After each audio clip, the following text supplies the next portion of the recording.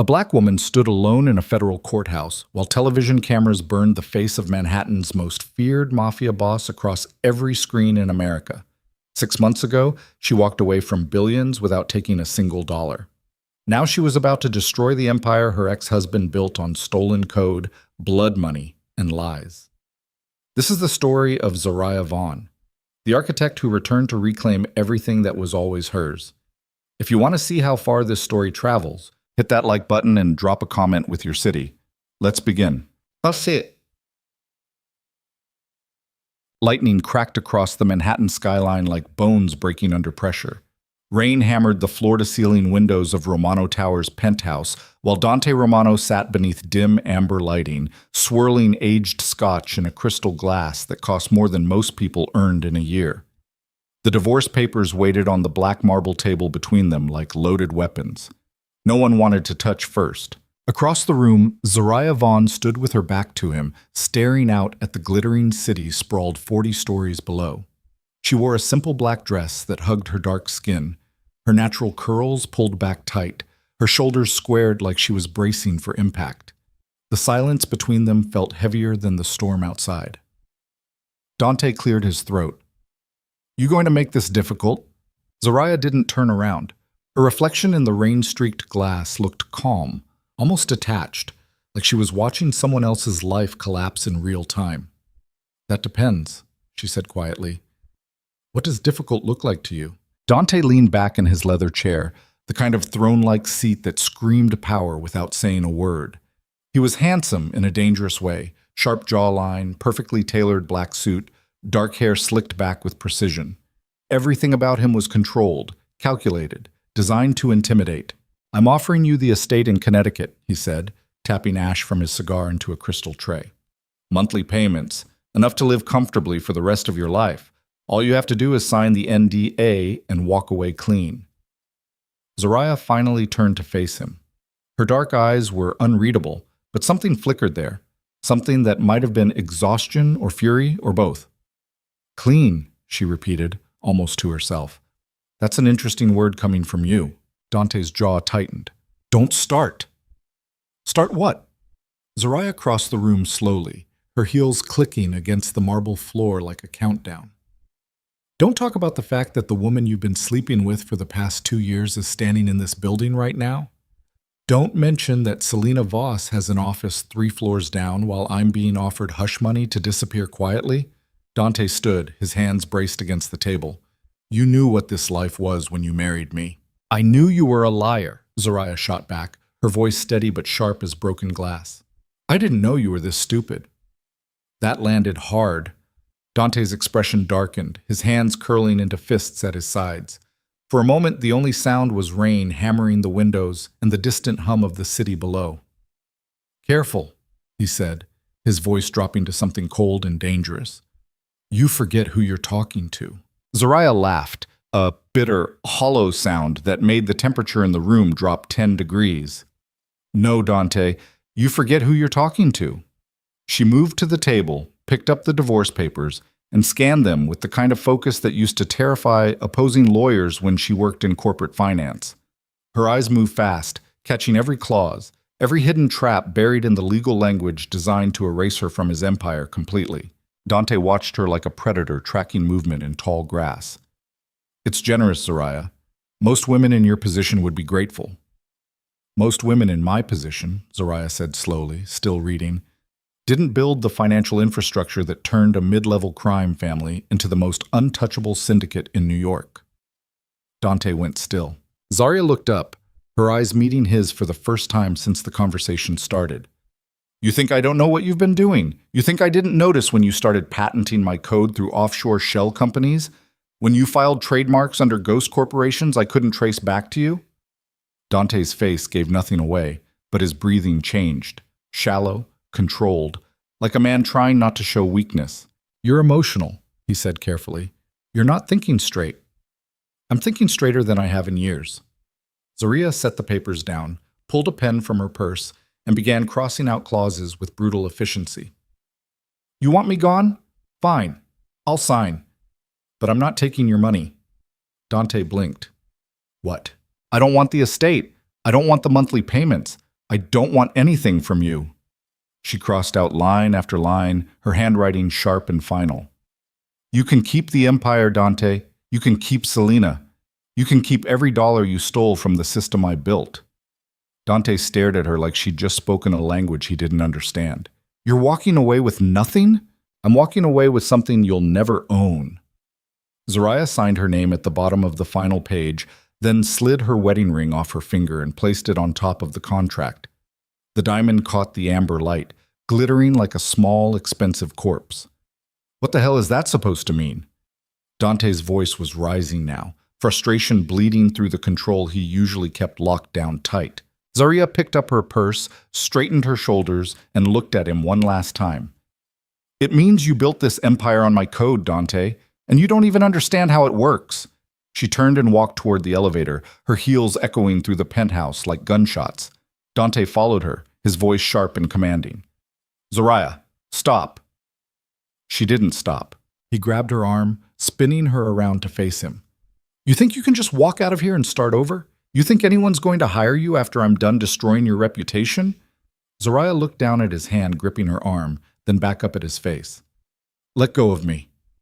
Something in her voice made him release her immediately, though he didn't step back. You're making a mistake, Dante said, quieter now, almost pleading. You don't know what it's like out there without protection, without money, without me. Zoraya smiled, a small, sad smile that didn't reach her eyes. I guess I'm about to find out. She stepped into the elevator, pressed the button for the ground floor, and watched Dante's face as the doors slid shut between them. For the first time in their entire marriage, she saw something unfamiliar flicker across his expression. Fear. The elevator descended in silence. Zoraya stared at her reflection in the polished steel doors, barely recognizing the woman staring back. Her hands were shaking. Her chest felt tight. But she didn't cry, not yet. When the doors opened onto the marble lobby, two of Dante's security guards stood waiting, their expressions unreadable behind dark sunglasses despite the storm raging outside. Mrs. Romano, one of them said, his voice flat. Mr. Romano asked us to escort you out. Zarya adjusted the strap of her purse and lifted her chin. I can walk myself out, thanks. The guard stepped aside. Yes, ma'am. She crossed the lobby alone, her heels clicking against imported Italian marble, while a dozen employees pretended not to watch. Everyone knew. The whispers had started weeks ago when Dante stopped wearing his wedding ring to business meetings. When Selena Voss started showing up at private dinners with the Romano family captains. Zoraya pushed through the revolving doors into the storm. Rain hit her face like cold needles, soaking through her dress within seconds. The black SUVs lining the entrance didn't move. The drivers didn't offer umbrellas. She was already erased. She walked 6 blocks in the rain before hailing a cab, her 2 suitcases dragging behind her like dead weight. Everything she owned fit into 2 pieces of luggage. 10 years of marriage reduced to carry-on baggage. The cab driver, a middle-aged man with kind eyes and a Haitian accent, glanced at her in the rear-view mirror. You okay, miss? Zoraya wiped rain from her face and realized she was crying without making a sound. Yeah, I'm fine. Where to? She gave him an address in Queens, a friend's apartment, temporary shelter, until she figured out what the hell came next. The driver pulled into traffic, and Zoraya watched Romano Tower disappear behind a curtain of rain and brake lights. Somewhere up there, Dante was probably calling his lawyers, his media contacts, his fixers. He would come for her reputation first, then her credibility, then anything else he could destroy without leaving fingerprints. Zoraya leaned her head against the cold window and closed her eyes. Let him try. 6 months crawled by like a slow execution. Zoraya survived inside a cramped studio apartment in Queens with peeling wallpaper and a radiator that only worked when it felt like it. The place smelled like old carpet and someone else's cooking, but the rent was cheap and the landlord didn't ask questions when she paid in cash. She worked 3 freelance gigs under fake credentials: data entry, website maintenance, low-level consulting work that paid just enough to keep the lights on. Every morning, she woke up on a mattress on the floor and reminded herself she'd made the right choice. Most days, she believed it. The media destroyed her exactly the way Dante promised. The tabloids called her a gold digger who married into the Romano family for money and status, an unstable ex-wife who couldn't handle the pressure of high society, a woman scorned who invented lies about her husband's infidelity to justify her own failures. Zoraya watched her face appear on gossip websites next to headlines like Romano's ex-wife spirals after divorce, and inside the breakdown of Zoraya Vaughn's marriage to New York's most eligible bachelor. None of it was true. All of it stuck. She stopped going to coffee shops after a barista recognized her and whispered to a coworker while Zoraya waited for her order. She stopped answering calls from old colleagues who wanted gossip disguised as concern. She stopped checking her email after the 100th rejection letter from companies that used to beg for her consultation. Dante Romano's reach was long, and his memory was brutal. Zoraya learned to keep her head down, stay invisible, and survive one day at a time. Until the night everything changed. It was late October. The city had turned cold and gray. The kind of weather that made you feel like winter was punishing you early for crimes you didn't commit.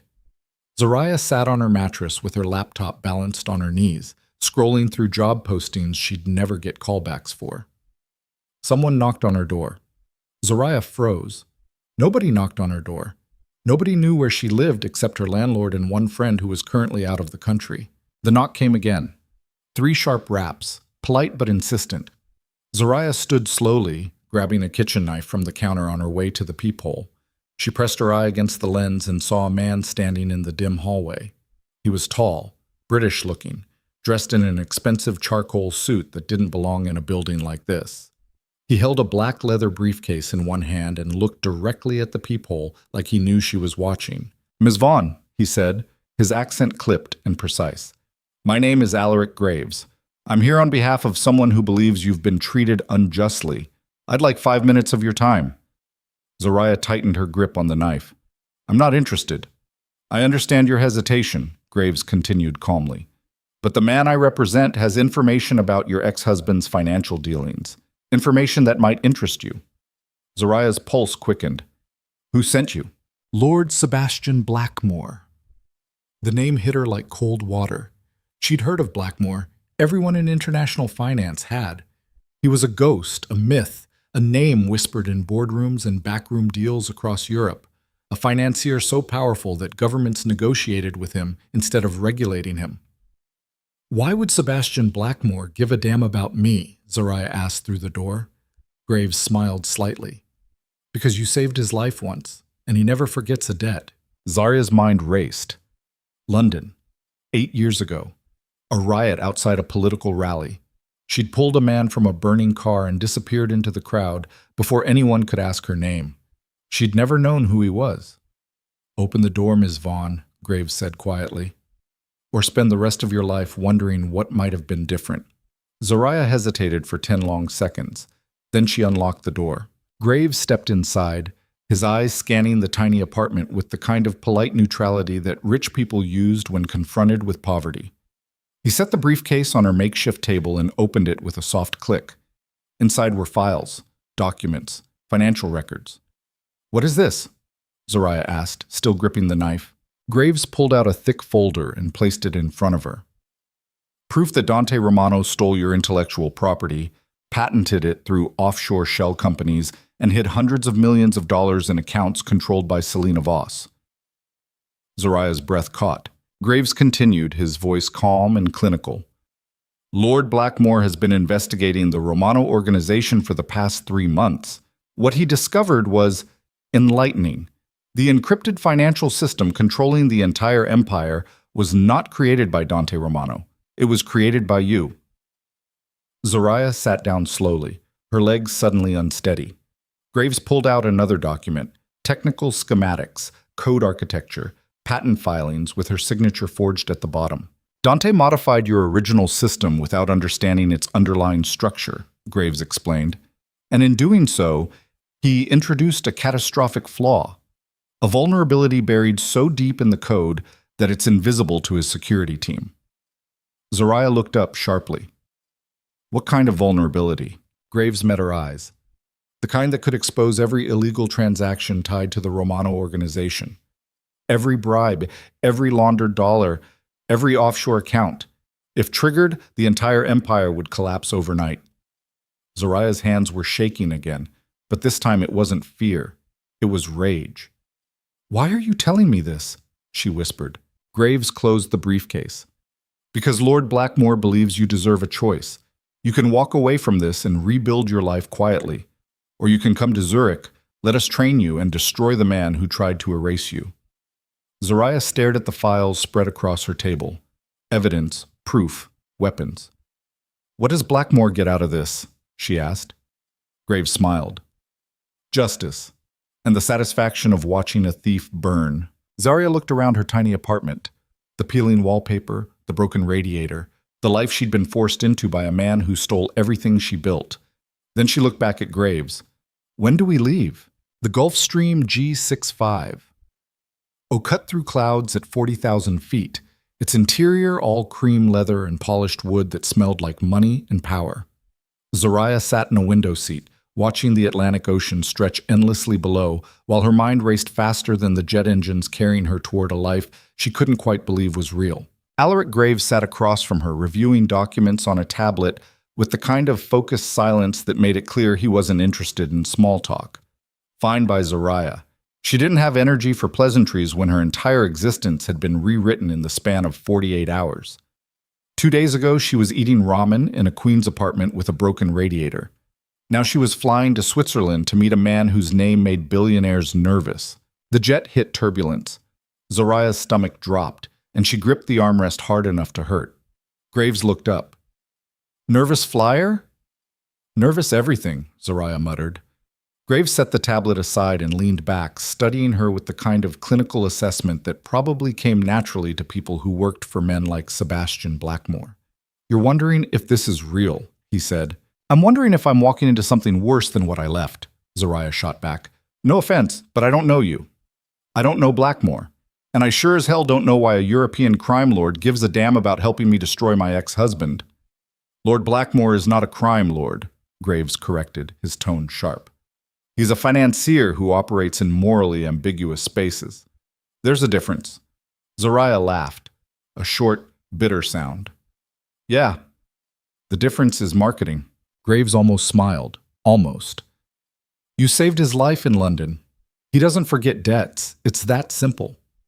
"Nothing's ever that simple." "You're right," Graves agreed. "But in this case, Lord Blackmore's motivations align with your interests. Dante Romano is a thief who built an empire on stolen intellectual property. Exposing him serves justice and destabilizes a criminal organization that's been problematic for European financial institutions. Everyone wins." Zoraya turned back to the window. Except Dante. Especially Dante. The jet descended through cloud cover, and the Swiss Alps appeared below, jagged white peaks cutting through blue sky like broken teeth. The sight was beautiful in a violent, unforgiving way that reminded Zoraya of everything she'd lost and everything she was about to risk. The plane landed on a private airstrip outside Zurich, and a black Mercedes waited on the tarmac. No driver introduced himself. No one asked for identification. The doors simply opened, and Graves gestured for Zoraya to get inside.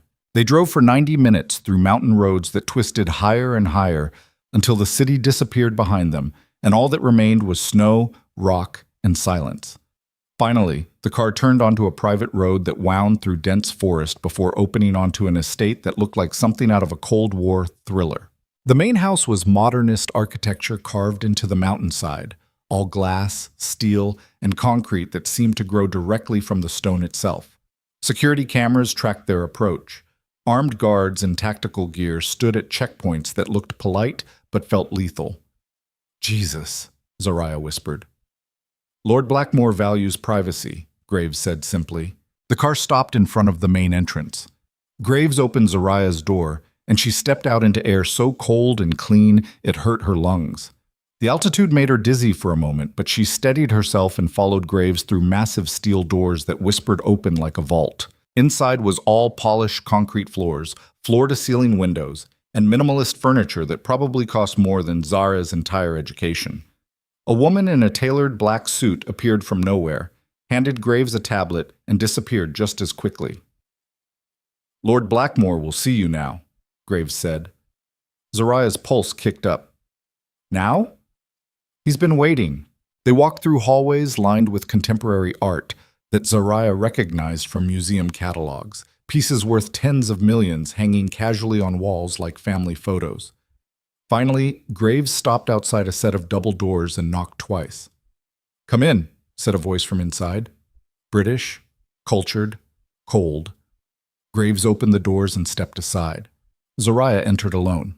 The office was massive, a corner room with windows overlooking the Alps, a fireplace burning low, and enough empty space to make visitors feel small before they even reached the desk. Behind that desk sat Sebastian Blackmore. He was older than Zariah expected, mid-60s, maybe older, with silver hair combed back from a face carved with sharp angles and old scars. He wore a charcoal suit without a tie, and his eyes were pale gray, the kind that looked through you instead of at you. "Ms. Vaughn," Blackmore said, standing. His voice carried the weight of old money and older violence. "Thank you for coming."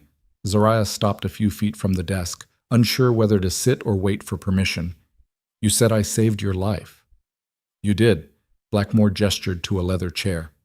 "Please, sit." Zariah sat. The chair was comfortable in a way that felt designed to disarm. Blackmore remained standing, hands clasped behind his back. "London. 8 years ago. A political rally outside Parliament that turned violent. You pulled me from a burning car and disappeared before I could thank you." Zariah remembered. The smell of gasoline and burning rubber. The man's expensive suit soaked in blood. His eyes wide with shock and pain. "I didn't know who you were," she said quietly. "I know." Blackmore finally sat, his movements precise and controlled.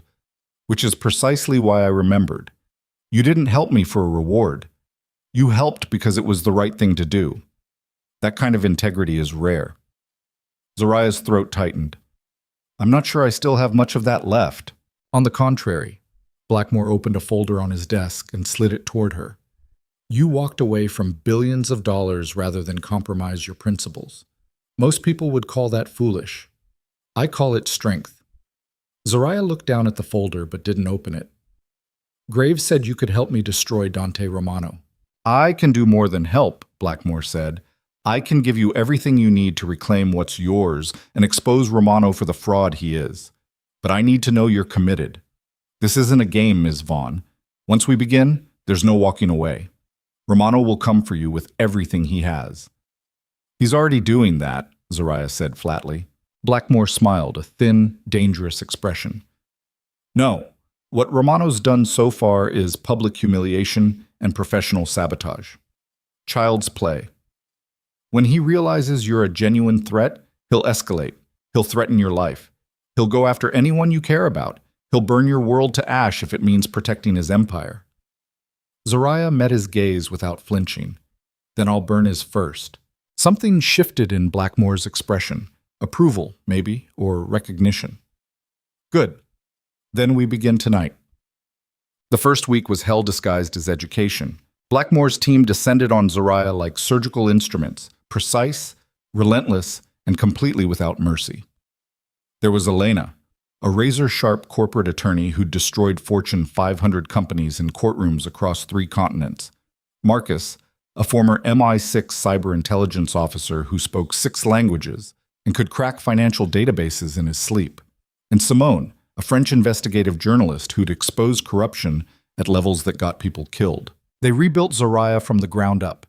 Every morning started at 5 with physical training. Not because Zariah needed to fight, but because Blackmore believed physical discipline created mental clarity.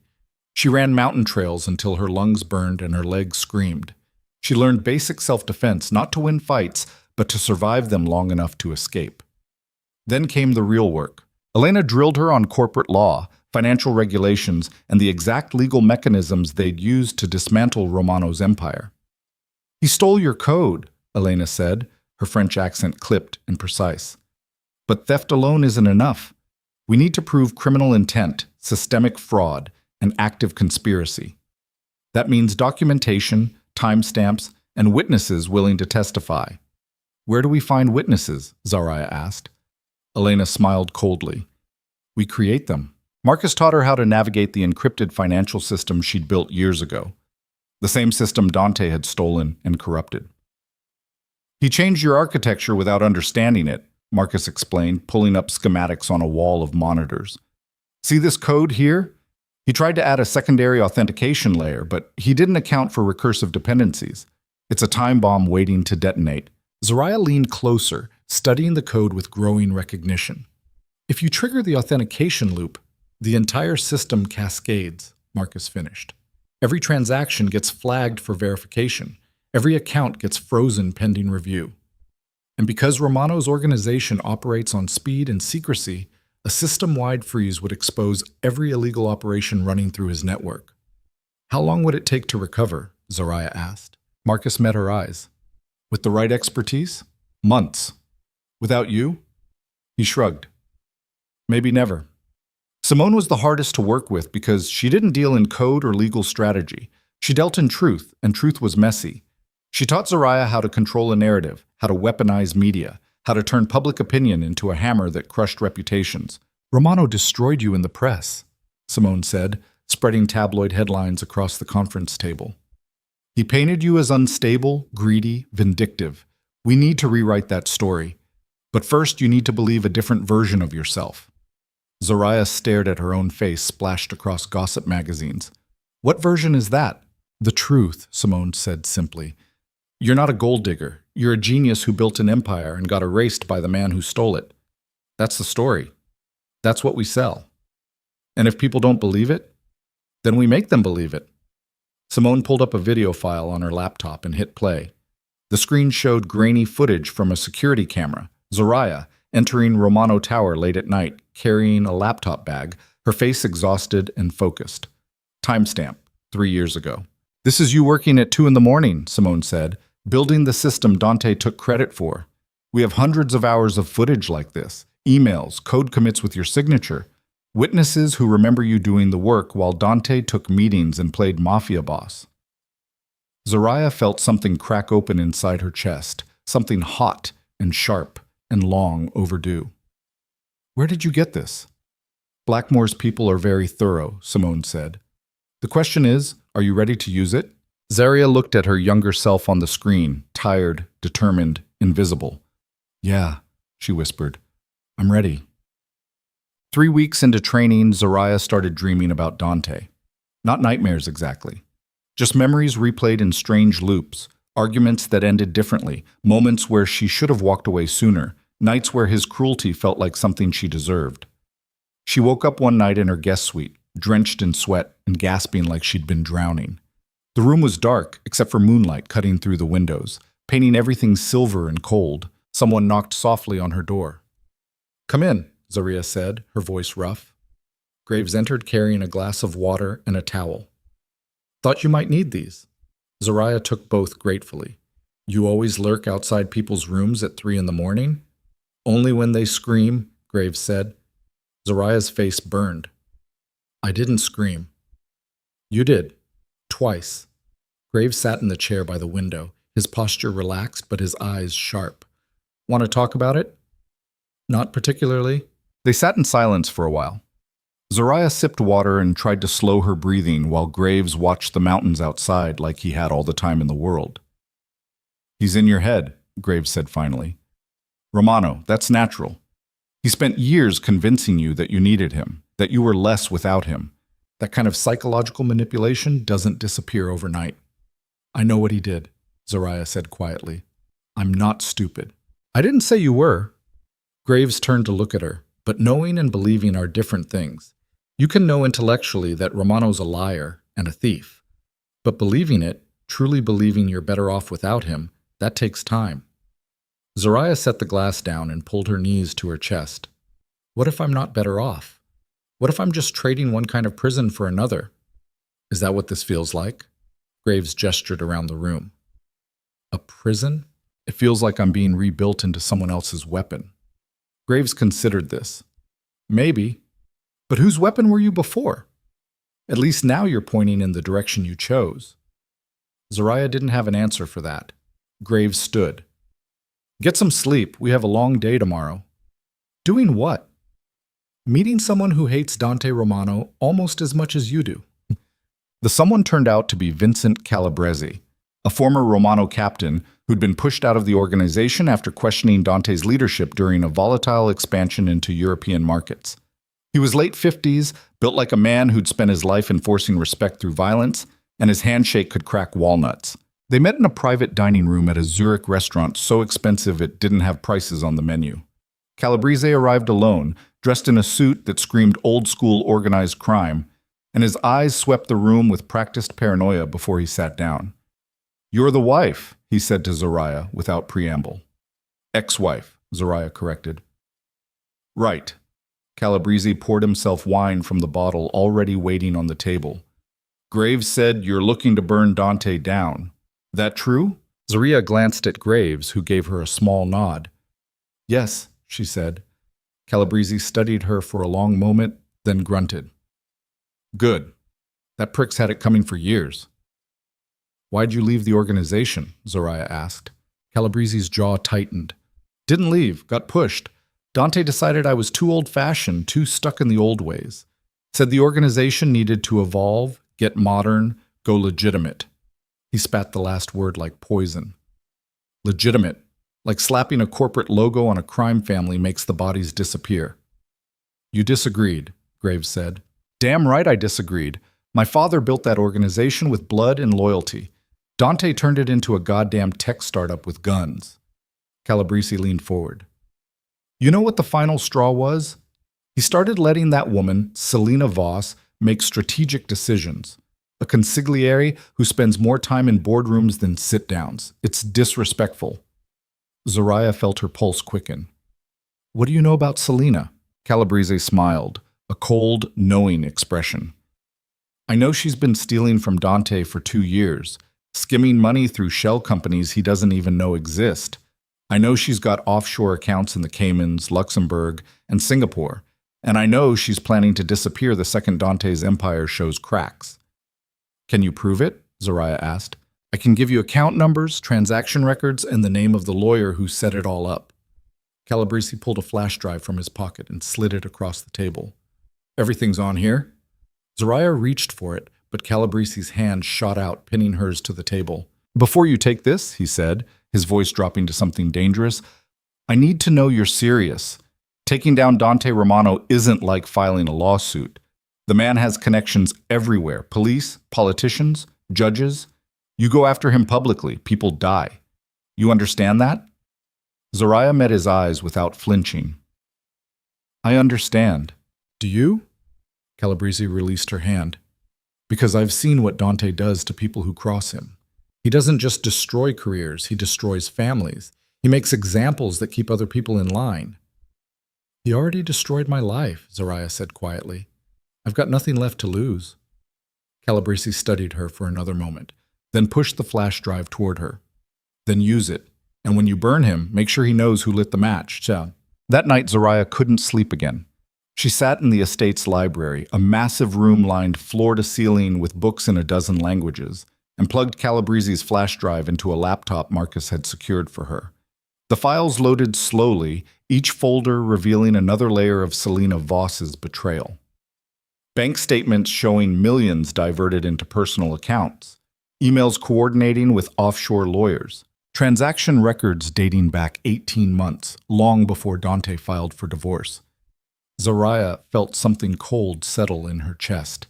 Selena hadn't just stolen Dante's mistress title. She'd been positioning herself to abandon ship the second things went south. "Find anything interesting?" Zoraya jumped. Blackmore stood in the doorway, dressed in a casual sweater and slacks, holding a glass of whiskey. "Sorry," he said, entering the room. "Didn't mean to startle you." "It's fine." Zoraya gestured to the screen. "Just going through Calabrese's files." Blackmore sat in the chair across from her. "And?" "Selena Voss is smarter than I thought." "Most people are," Blackmore said. "It's a mistake to underestimate your enemies, even the ones sleeping with your ex-husband." Zoraya laughed bitterly. "She's not my enemy. She's just another person Dante's going to destroy." "Does that make you feel better?" "No," Zoraya admitted. "It makes me angrier." Blackmore sipped his whiskey. "Good. Anger is useful. It clarifies priorities." Zoraya closed the laptop and leaned back. "Can I ask you something?" Of course.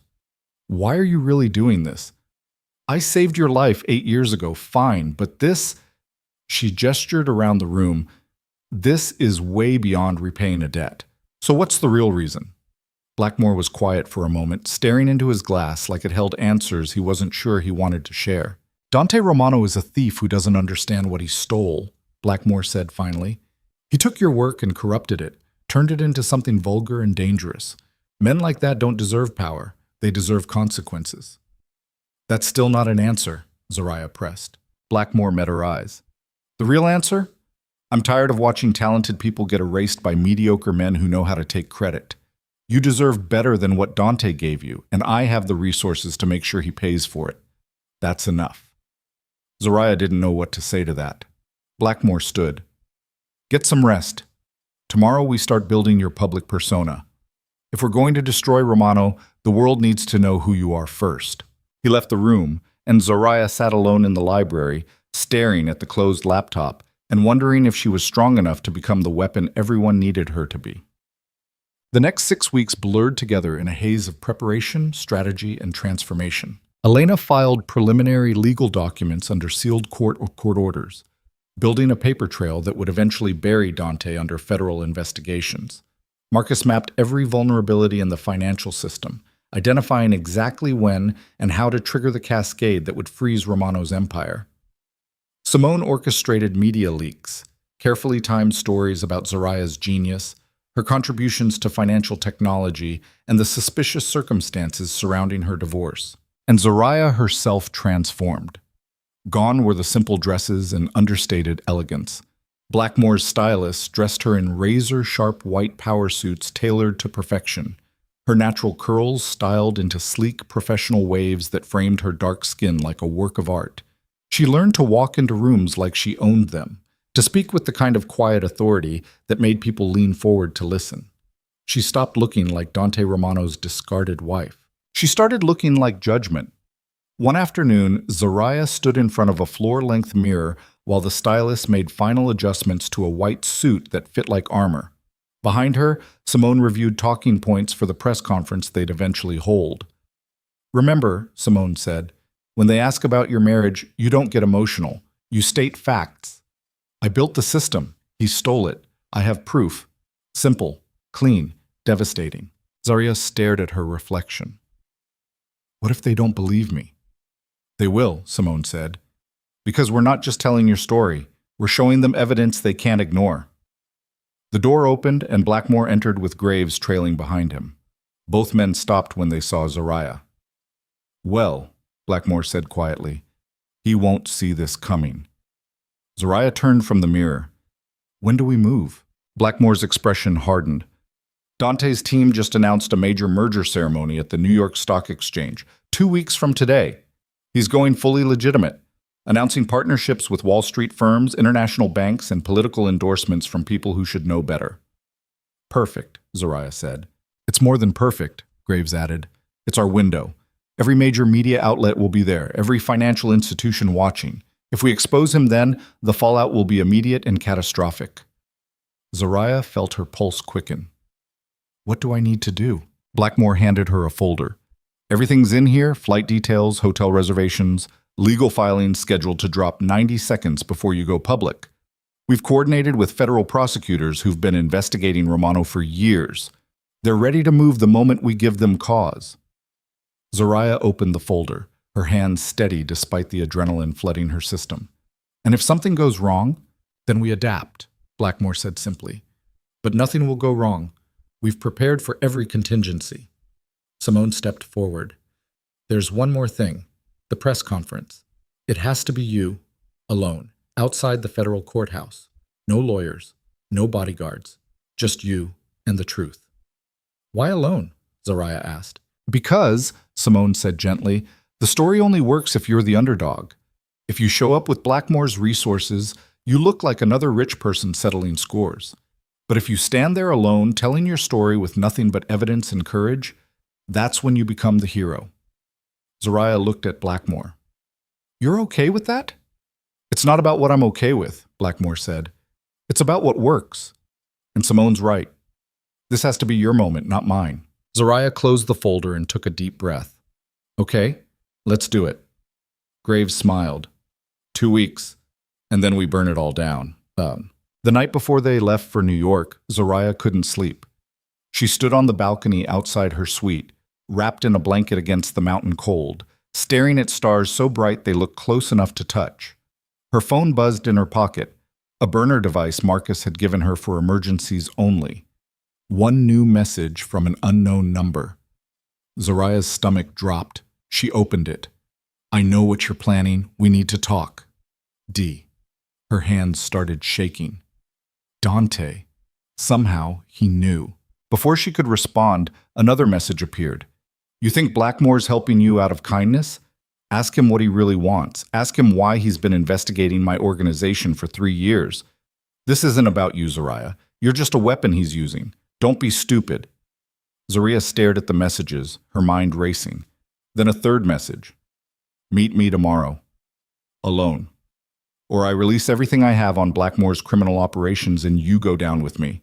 Zariah's breath came in short, sharp gasps. Her thumb hovered over the reply button.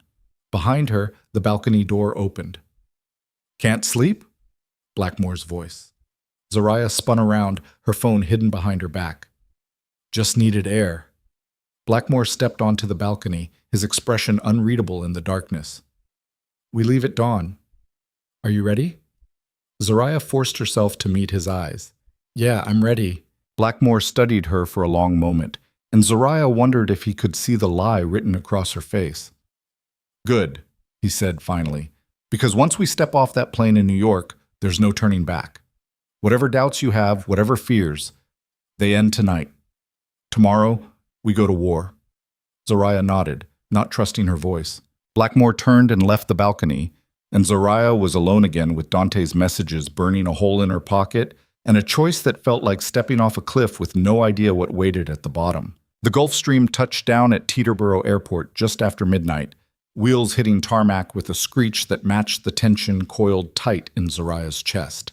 She hadn't slept on the flight, hadn't eaten, just sat staring at Dante's messages on the burner phone while Blackmore, Graves, and the rest of the team reviewed final preparations like they were planning a military operation, which, in a way, they were. The Mercedes waiting on the tarmac drove them into Manhattan through streets slick with rain and neon.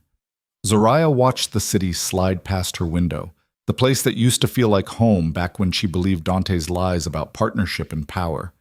Now it just looked like a graveyard full of expensive tombstones. They checked into a suite at the Mark under false names. Blackmore's security swept the rooms for bugs, while Elena set up a command center with laptops, burner phones, and legal documents stacked like ammunition.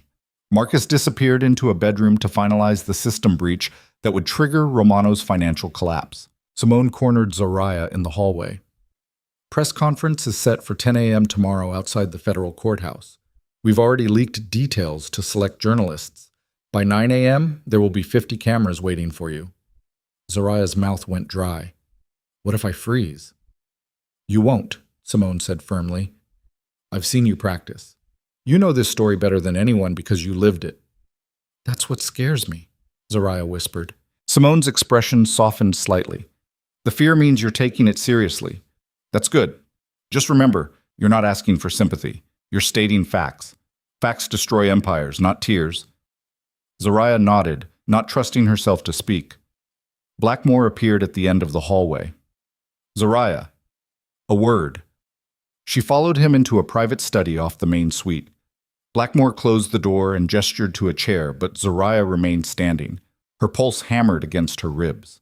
Are you having second thoughts? Blackmore asked, his pale gray eyes studying her with uncomfortable precision. No, Zariah lied. Then why do you look terrified? Zariah's hands curled into fists at her sides. Dante's messages burned in her memory like acid. Ask him what he really wants. You're just a weapon he's using. I'm not terrified, Zariah said carefully. I'm ready. Blackmore didn't look convinced, but he let it slide. Good. Because in 8 hours, you're going to stand in front of the world and expose one of New York's most powerful men. There's no room for hesitation. I said I'm ready. Then prove it. Blackmore pulled a tablet from his jacket and handed it to her. Final review. These are the documents we're releasing simultaneously with your press conference. Financial records, code repositories, email evidence. Everything. Zarya took the tablet with shaking hands and scrolled through files she'd seen dozens of times already. Her stolen code, Dante's forged patents, Selena Voss's offshore accounts. Then she saw something new. A folder labeled Blackmore Holdings, Romano Investigation. Her breath caught. "What is this?" Zarya asked, her voice sharp. Blackmore's expression didn't change. "Background research. Nothing you need to worry about." "If it's nothing, why is it locked with a password?" "Because it contains sensitive information about my organization's activities. Information that has nothing to do with your case against Romano." Zarya looked up sharply. "Then why is it in this file?" "Standard protocol," Blackmore said smoothly. "We keep all investigation materials centralized for security purposes." Zaraya's heart was racing now. Dante's words echoed in her skull. "Ask him why he's been investigating my organization for 3 years. This isn't about you." "How long have you been investigating Dante?" Zarya asked. 3 years? I told you that already." "No." Zarya set the tablet down. "You told me you started investigating after I left him. That was 6 months ago." Blackmore went very still. "So, which is it?" Zarya pressed, her voice rising. "Did you start investigating because of me, or was I just a convenient excuse to finish something you already started?" "Does it matter?" Blackmore's tone remained calm, but something cold flickered behind his eyes. "Either way, we're destroying a criminal who deserves it." "It matters to me," Zarya shot back, "because if you've been planning this for 3 years, that means I'm not your partner. I'm your weapon." "You're both," Blackmore said flatly. "And there's nothing wrong with that." Zarya felt like the floor had dropped out from under her. "What else aren't you telling me?" Blackmore studied her for a long moment, clearly weighing how much truth she could handle. Finally, he sighed. "Dante Romano isn't just a mafia boss," Blackmore said quietly. "He's a competitor. His organization has been moving into European markets, undercutting my operations, stealing clients I've cultivated for decades. Destroying him benefits you, yes, but it also benefits me, substantially." Zarya's hands trembled. "So this whole time, the training, the resources, the plan, it was never about justice. It was about eliminating your competition." "It's about both," Blackmore insisted. "You get your revenge. I remove a business obstacle. Everyone wins." "Except I'm the one risking everything," Zarya said, her voice breaking. "I'm the one standing in front of cameras tomorrow. I'm the one whose name gets attached to this." "Yes," Blackmore agreed, "because your story sells. A betrayed wife reclaiming her stolen empire? That's compelling. But a European financier taking out a rival? That's just business. The narrative requires you, Zarya. That doesn't make it any less true." Zarya wanted to scream, wanted to throw something, wanted to run. Instead, she forced herself to breathe. "Did you know Dante would contact me?" Blackmore's expression shifted, just barely, but enough. "What are you talking about?" Zarya pulled out the burner phone and showed him Dante's messages. Blackmore's jaw tightened as he read. "When did you receive these?" "Last night. In Zurich." "And you didn't tell me?" "I'm telling you now," Zarya snapped. "He wants to meet. Says he has evidence that will destroy you if I go through with this." Blackmore handed the phone back. "He's bluffing." "Is he?" "Yes." Blackmore's voice was steel. "Dante Romano is desperate. He knows something's coming, but he doesn't know what. So he's trying to create doubt, drive a wedge between us, make you question your allies. It's textbook psychological warfare." "Then why does it feel true?" Zarya whispered. Blackmore stepped closer, his presence overwhelming in the small room. "Because you want it to be true. Because walking away is easier than fighting. Because a part of you still believes Dante when he says you're not strong enough to do this alone." "I'm not alone," Zarya said. "I have you." "Exactly. Which is why Dante's trying to poison that. Don't let him." Zarya stared at the phone in her hand. Dante's number glowed on the screen like a dare. "What if I meet him?" she asked quietly. "Just to hear what he has to say." "Absolutely not," Blackmore said sharply. "The moment you engage with him, you give him leverage. You show weakness, and weakness gets exploited." Maybe I need to hear it from him directly. Maybe I need to— You need to trust me, Blackmore interrupted. I've brought you this far. I've given you everything you need to destroy the man who erased you. Don't throw it away because he sent a few desperate text messages. Zarya wanted to believe him, wanted to trust that Blackmore's motivations didn't matter as long as the outcome was the same. But Dante's words wouldn't stop echoing. You're just a weapon he's using. Zarya didn't sleep that night.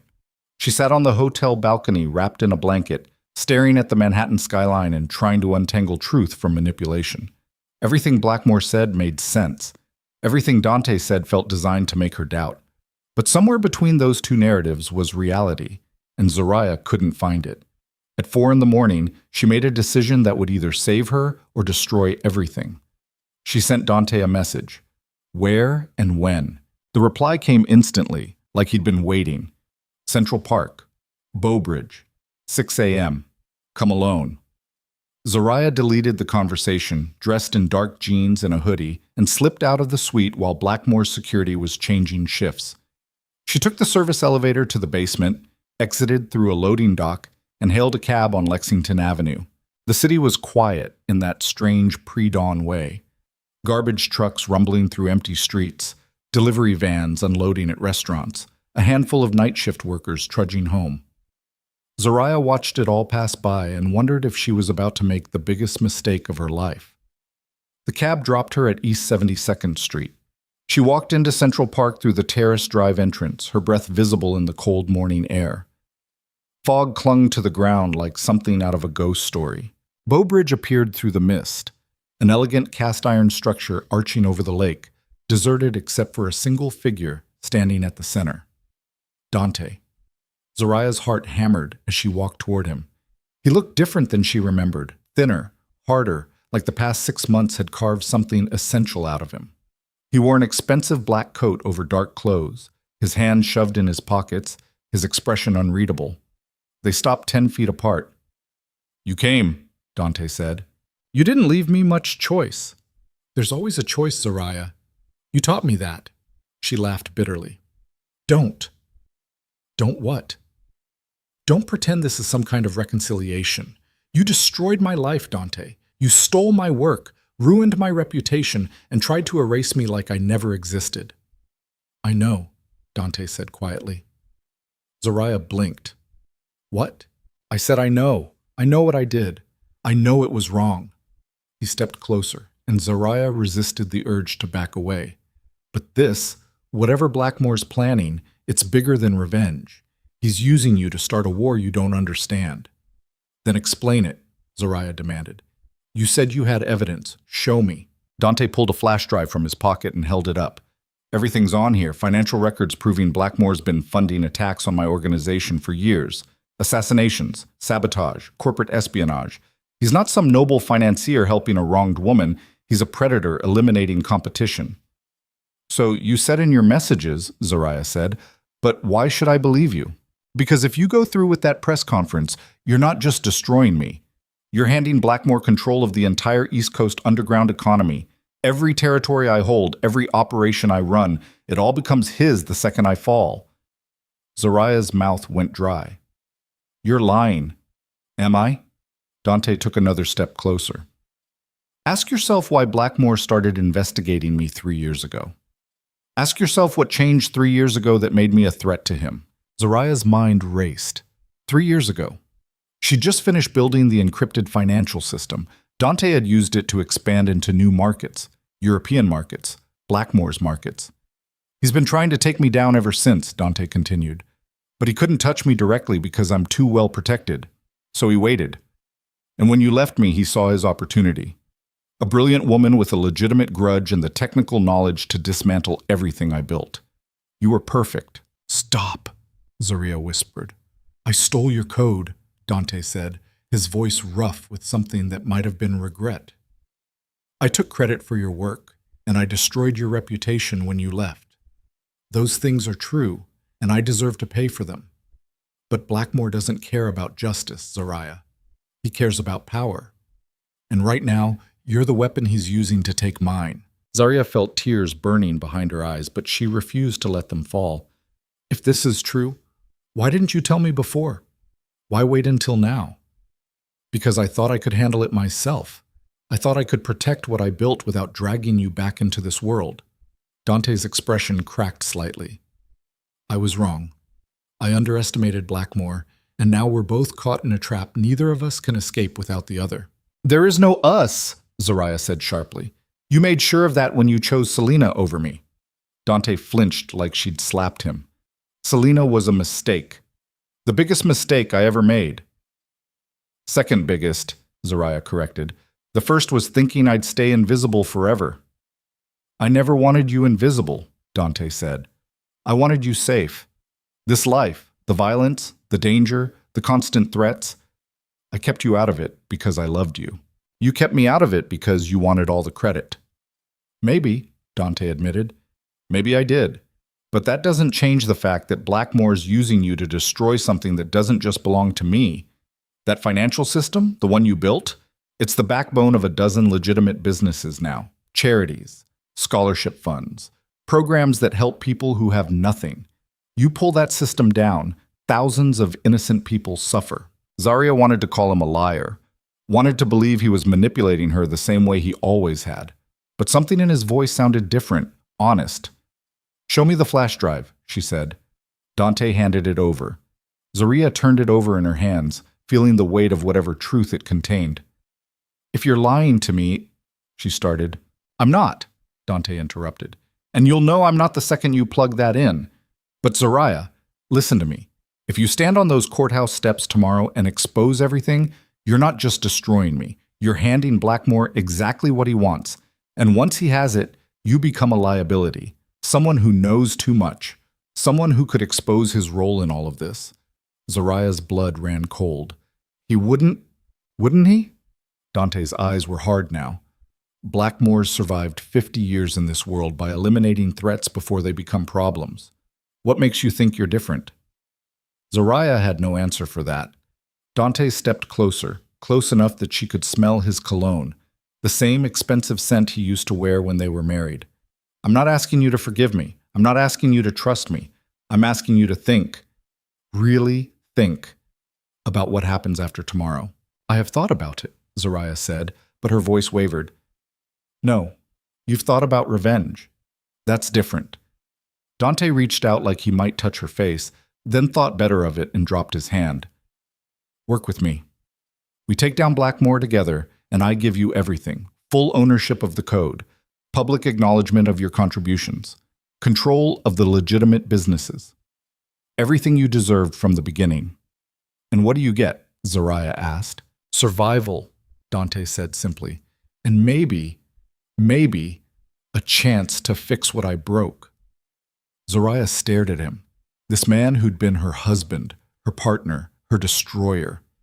Morning light was starting to break through the fog, painting everything in shades of gray. I need time, she said finally. You don't have time, Dante said. The press conference is in 4 hours. After that, the damage is done. Then I guess you better hope I make the right choice. Zariah turned and walked away, the flash drive burning in her pocket, and Dante's voice calling after her. Zariah, please. Sorry. She didn't look back.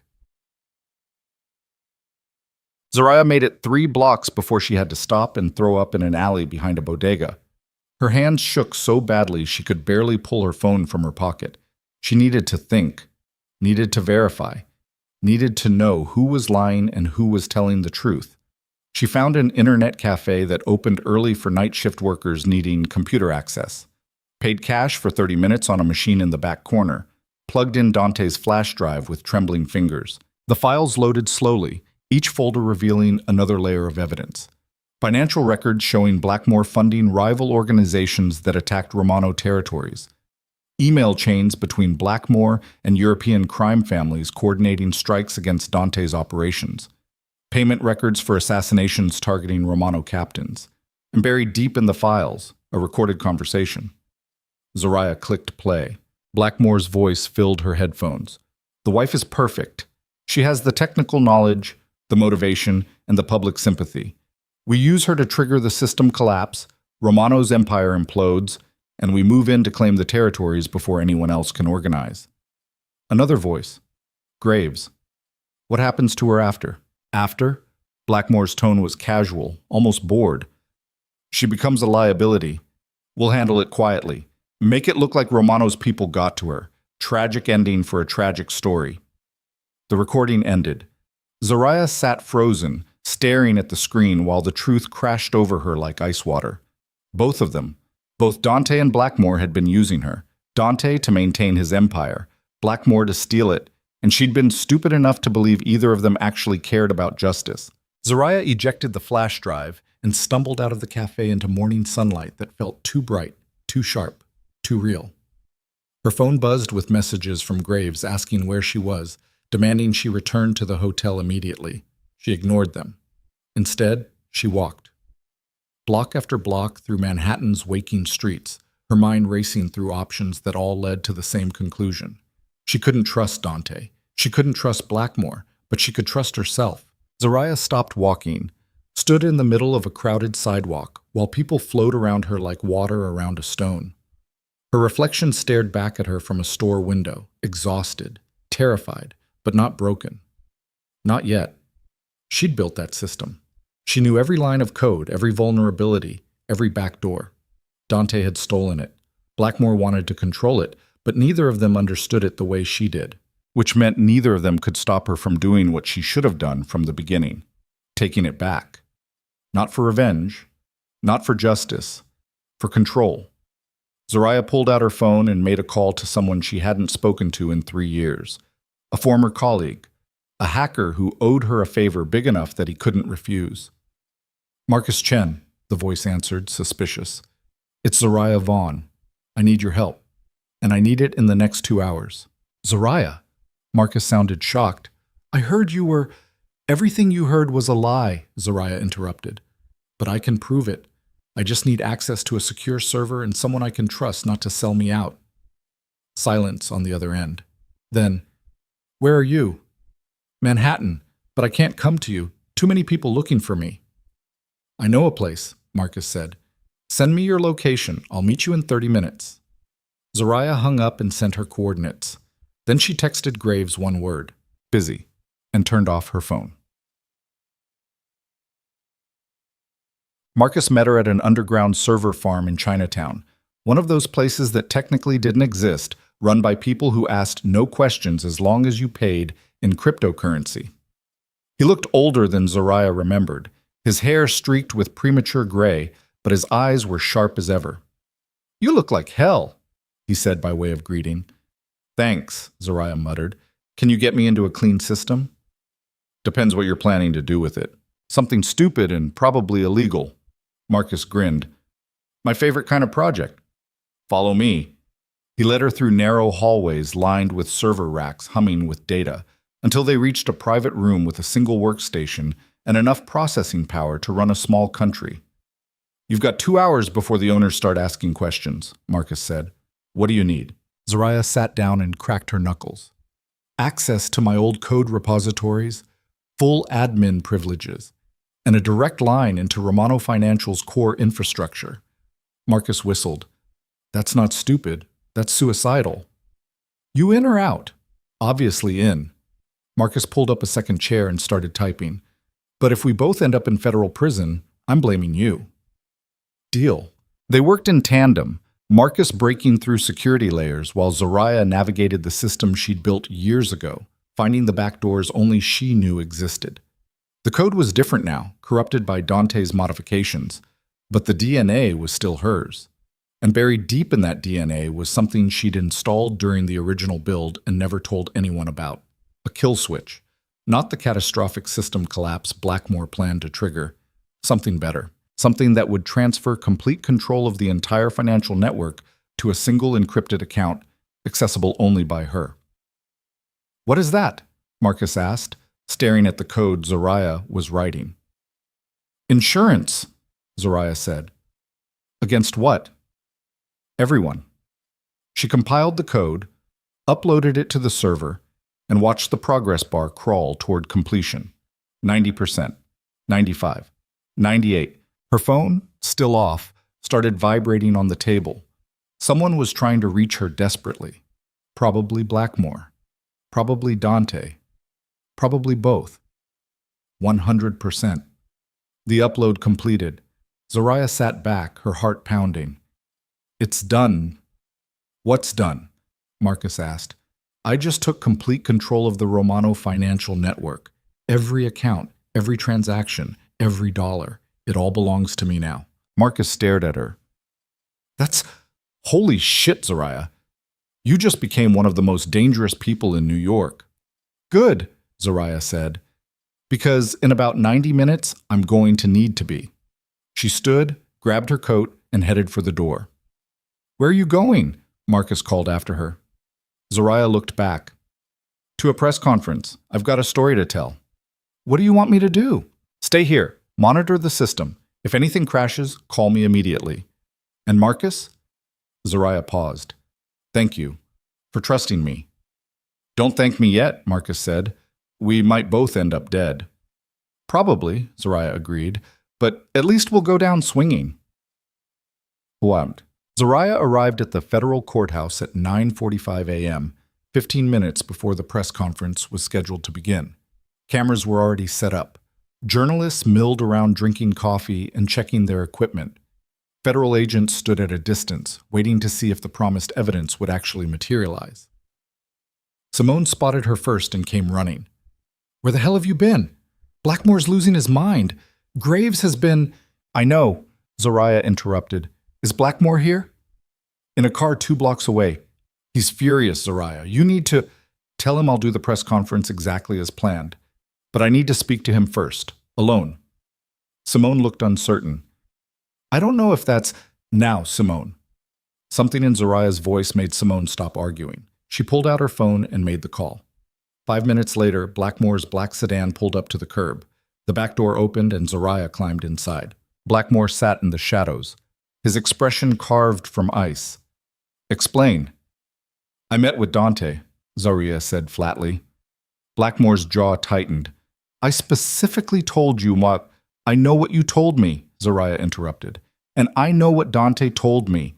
And I know what you've both been planning. She pulled out the flash drive and tossed it onto the seat between them. That contains evidence of every dirty move you've made against Romano for the past 3 years, including a recorded conversation where you discuss killing me after I've served my purpose. Blackmore went very still. Here's what's going to happen, Zoraya continued, her voice steady despite the fear clawing at her insides. I'm going to that press conference. I'm going to tell my story exactly as planned. I'm going to expose Dante for stealing my code and destroying my life, but I'm not giving you control of his empire. You don't have a choice, Blackmore said coldly. Actually, I do. Zoraya pulled out her phone and showed him a screen displaying the Romano financial network with a single administrator account at the top. Her account. Blackmore's eyes widened. I took it, Zoraya said. All of it. Every dollar, every transaction, every bit of control Dante ever had. It belongs to me now. And if you try to stop me, if you come after me, if you so much as look at me wrong, I release everything. Dante's empire collapses, yes, but your operations collapse with it. Every dirty deal, every assassination, every piece of evidence linking you to organized crime across 3 continents, all of it goes public. Blackmore stared at her like he was seeing her for the first time. You were right about one thing, Zoraya said quietly. I am a weapon, but I'm not yours. Not anymore.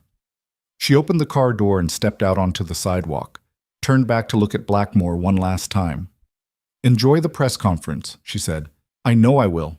Then she walked toward the courthouse steps where 50 cameras waited to hear her story, leaving Blackmore sitting alone in the back of his sedan with the ruins of his plan scattered around him like broken glass.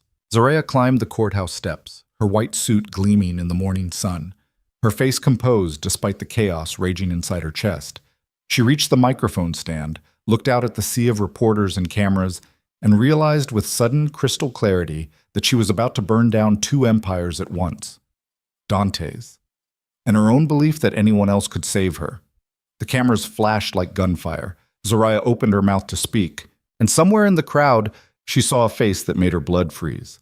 Selena Voss, standing next to a man Zoraya didn't recognize, both of them watching her with expressions that promised violence. Zoraya's prepared statement died in her throat as she understood with horrifying certainty that the game had just changed again. And this time, she had no idea who was playing or what the rules were. Zoraya's hands gripped the microphone stand hard enough to hurt. Selena Voss stood in the crowd like a viper coiled to strike. Her blood-red dress a slash of color among the sea of reporters in dark suits.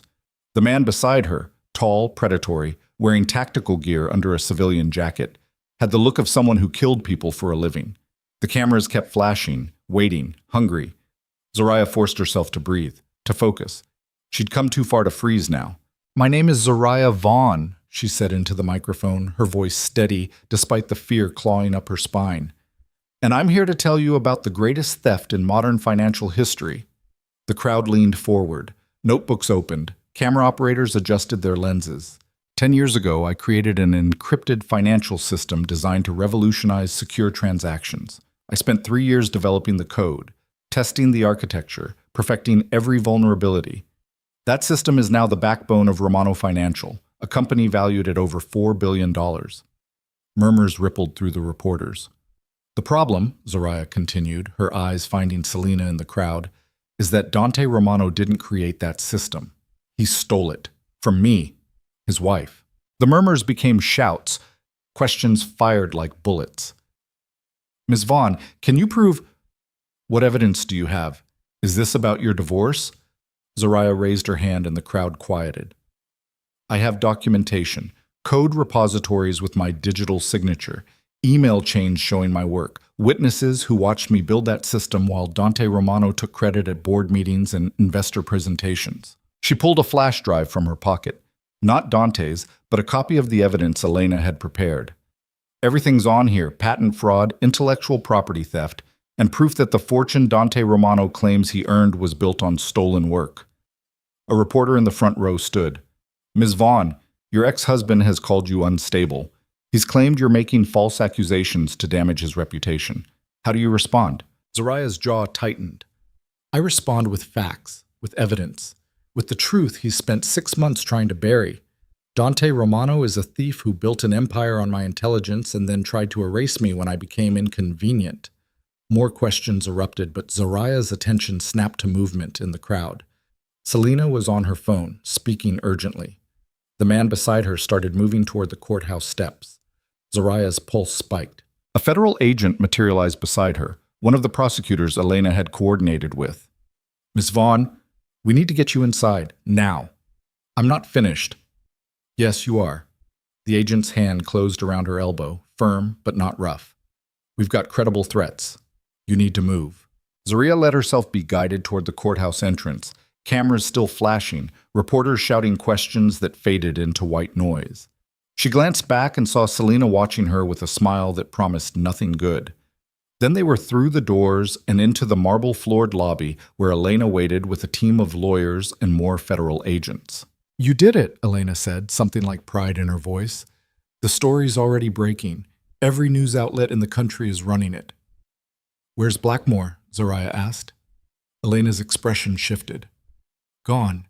He left the moment you walked up those steps. Graves said something about reassessing strategy, which meant Blackmore knew she'd played him, knew she'd taken control of the very thing he wanted most, and now he was regrouping." Zoraya's phone buzzed, a text from Marcus. "System's holding, but someone's trying to breach your access. Multiple attempts. Professional level." Zoraya typed back quickly. "Can you hold them?" "For now. But whoever this is, they're good. Really good." Another text, this one from an unknown number. "Nice speech. But you just made yourself the most valuable target in New York. Everyone wants what you took. Everyone. D. Dante." Zoraya shoved her phone in her pocket and looked at Elena. "I need a secure location. Somewhere no one can find me while the legal process plays out." "We have a safe house in Connecticut," Elena started. "No." Zoraya shook her head. "No safe houses, no protection details. I need to disappear completely until this settles." Elena frowned. "That's not advisable. You just publicly exposed one of New York's most dangerous men. His organization will retaliate." "Let them try," Zoraya said, sounding braver than she felt. A commotion erupted at the courthouse entrance. Shouting, bodies moving fast. Zoraya turned and saw Romano security forces trying to push through the federal agents blocking the doors. At the center of the chaos stood Dante himself, his face a mask of controlled rage. Their eyes met across the crowded lobby. Dante mouthed two words: "We talk." Then the federal agents physically removed his security team, and Dante disappeared back into the street. Elena grabbed Zoraya's arm. "We're leaving, now." They exited through a back entrance into an underground parking garage where a nondescript sedan waited. Elena shoved Zoraya into the back seat, climbed in beside her, and the driver peeled out before the doors were fully closed. "Where are we going?" Zoraya asked. "Somewhere Dante can't follow," Elena said, "and somewhere Blackmore won't think to look." They drove for 40 minutes through Manhattan traffic, then across the bridge into Brooklyn, finally stopping at a brownstone in a quiet residential neighborhood that looked like it belonged to someone's grandmother. Inside was anything but grandmotherly. The entire first floor had been converted into a high-tech command center, multiple screens showing news coverage, financial markets, and security camera feeds. Marcus sat at one workstation, his fingers flying across 3 keyboards simultaneously. He looked up when Zoraya entered. "You're famous. Congratulations." "I'm terrified," Zoraya corrected. "How bad is it?" Marcus pulled up a series of windows. "Your press conference went viral. 6 million views in the first hour. Romano Financial's stock is in freefall. Federal prosecutors just announced a formal investigation, and—" He hesitated. "There's a bounty." Zoraya's blood went cold. "What?" "Underground channels. Someone's offering $2 million for your location, another $5 million for you alive and intact." Marcus met her eyes. "You're officially the most wanted woman in New York's criminal underworld." Elena cursed in French. "Who posted the bounty?" "Can't trace it, but based on the amount and the specificity?" Marcus shrugged. "My money's on Blackmore or Romano, maybe both." Zoraya sank into a chair, her legs suddenly unsteady. "So I'm being hunted by the 2 most dangerous men in the city. Great." 3, Marcus corrected. 3? He pulled up another window, this one showing surveillance footage from outside the courthouse. "Recognize her?" Selena Voss, climbing into a black SUV with diplomatic plates. "Who's she working for?" Zoraya asked. "Zoraya. That's the question." Marcus zoomed in on the license plate. "Those plates are registered to a shell company owned by a European consortium. But dig deeper, and you find connections to Russian oligarchs, Middle Eastern financiers, and, wait for it, Sebastian Blackmore's network." Zoraya felt sick. "Selena's working for Blackmore?" "Looks like it. Has been for at least a year." Marcus pulled up financial records. "She's been funneling money out of Romano's organization and into Blackmore's operations. Millions of dollars. Dante probably doesn't even know he's been bleeding assets to his biggest enemy." "Unless he does know," Elena said quietly. "Unless he's been using Selena to feed Blackmore false information while planning something bigger." They all looked at each other. "This is a nightmare," Zoraya whispered. Marcus's phone rang. He answered, listened for 10 seconds, and went pale. "We've got a problem." "Another one?" Zoraya asked. "Someone just tried to breach the system again. Same signature as before, but this time they got through 1 layer of security."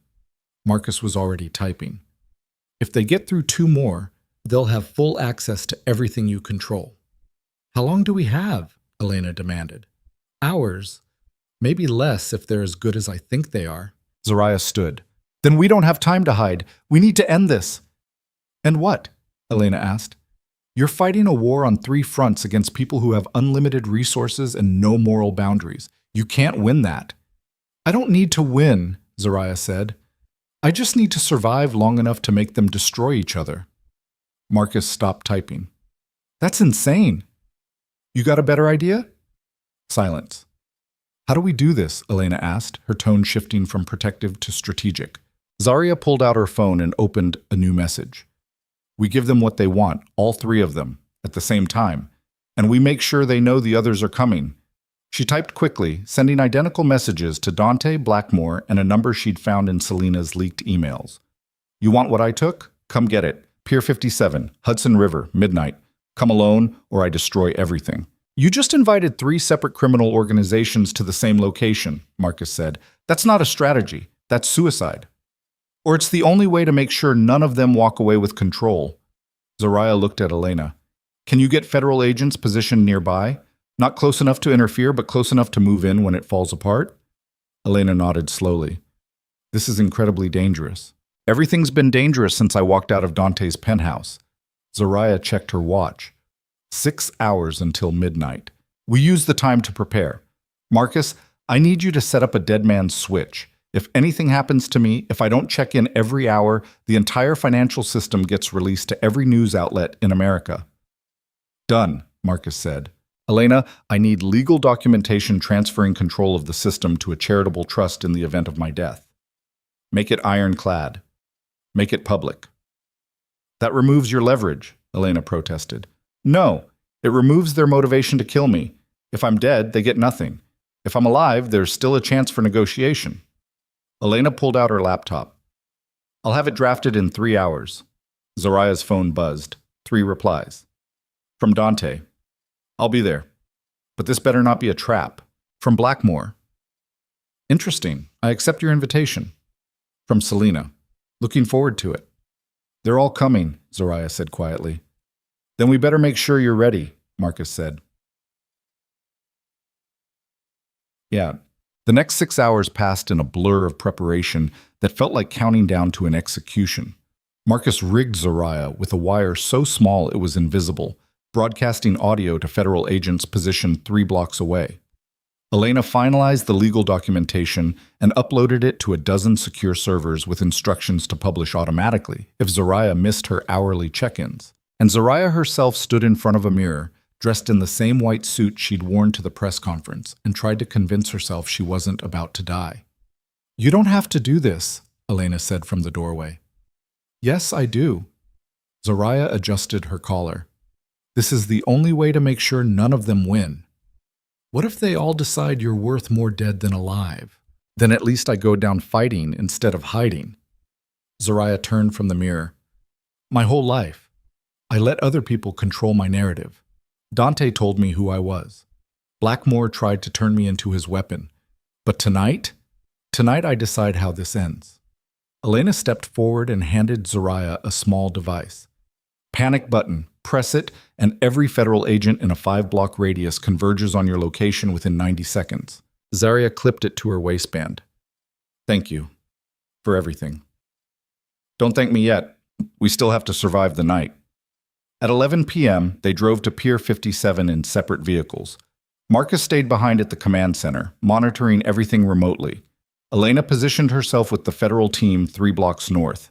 Zarya arrived alone, stepping out of the car into cold wind cutting across the Hudson River like razor blades. The pier was abandoned, old warehouses and shipping containers creating shadows deep enough to hide armies. She walked to the end of the pier where it jutted out over black water, her heels clicking against concrete, and waited. Dante arrived first. His black sedan pulled up at 11:45, and he stepped out alone as instructed. No security, no weapons visible. Just Dante in a dark suit, looking like he'd aged 10 years in the past 6 months. They faced each other across 20 feet of empty pier. You actually came, Zoraya said. You actually thought I wouldn't? Dante stopped 10 feet away. You have something that belongs to me. No, I have something that belongs to me. You just stole it and pretended it was yours. Dante's jaw tightened. I built that empire, Zoraya. I took your code and turned it into something worth billions. You took credit for my work, Zoraya corrected. There's a difference. Fine, I did. And I'm sorry. The words sounded like they cost him something. But that doesn't change the fact that if you don't give me back control, hundreds of people lose their jobs. Legitimate businesses collapse. People who have nothing to do with this war get destroyed. Should have thought about that before you destroyed me. I didn't destroy you, Dante said. I made a mistake. A terrible, unforgivable mistake. But you survived it. You came back stronger. And now you're holding all the cards. Damn right I am. A second car pulled up. A black Range Rover with tinted windows. The door opened and Sebastian Blackmore stepped out, flanked by Graves and 2 armed men in tactical gear. Dante's expression hardened. You invited him? I invited everyone, Zoraya said. Blackmore approached slowly, his pale eyes moving between Zariah and Dante like a predator calculating angles of attack. Ms. Vaughn, Romano, how cozy. Stay back, Blackmore, Dante warned. Or what? Blackmore stopped beside Zariah, standing close enough that she could smell his expensive cologne. You'll threaten me, please. We both know you're in no position to threaten anyone. Neither are you, Zariah said. Not anymore. Blackmore looked at her, something dangerous flickering in his expression. Careful, Ms. Vaughn. I helped you get here. You used me to get here, Zariah corrected. There's a difference. A third vehicle arrived, a sleek Mercedes with diplomatic plates.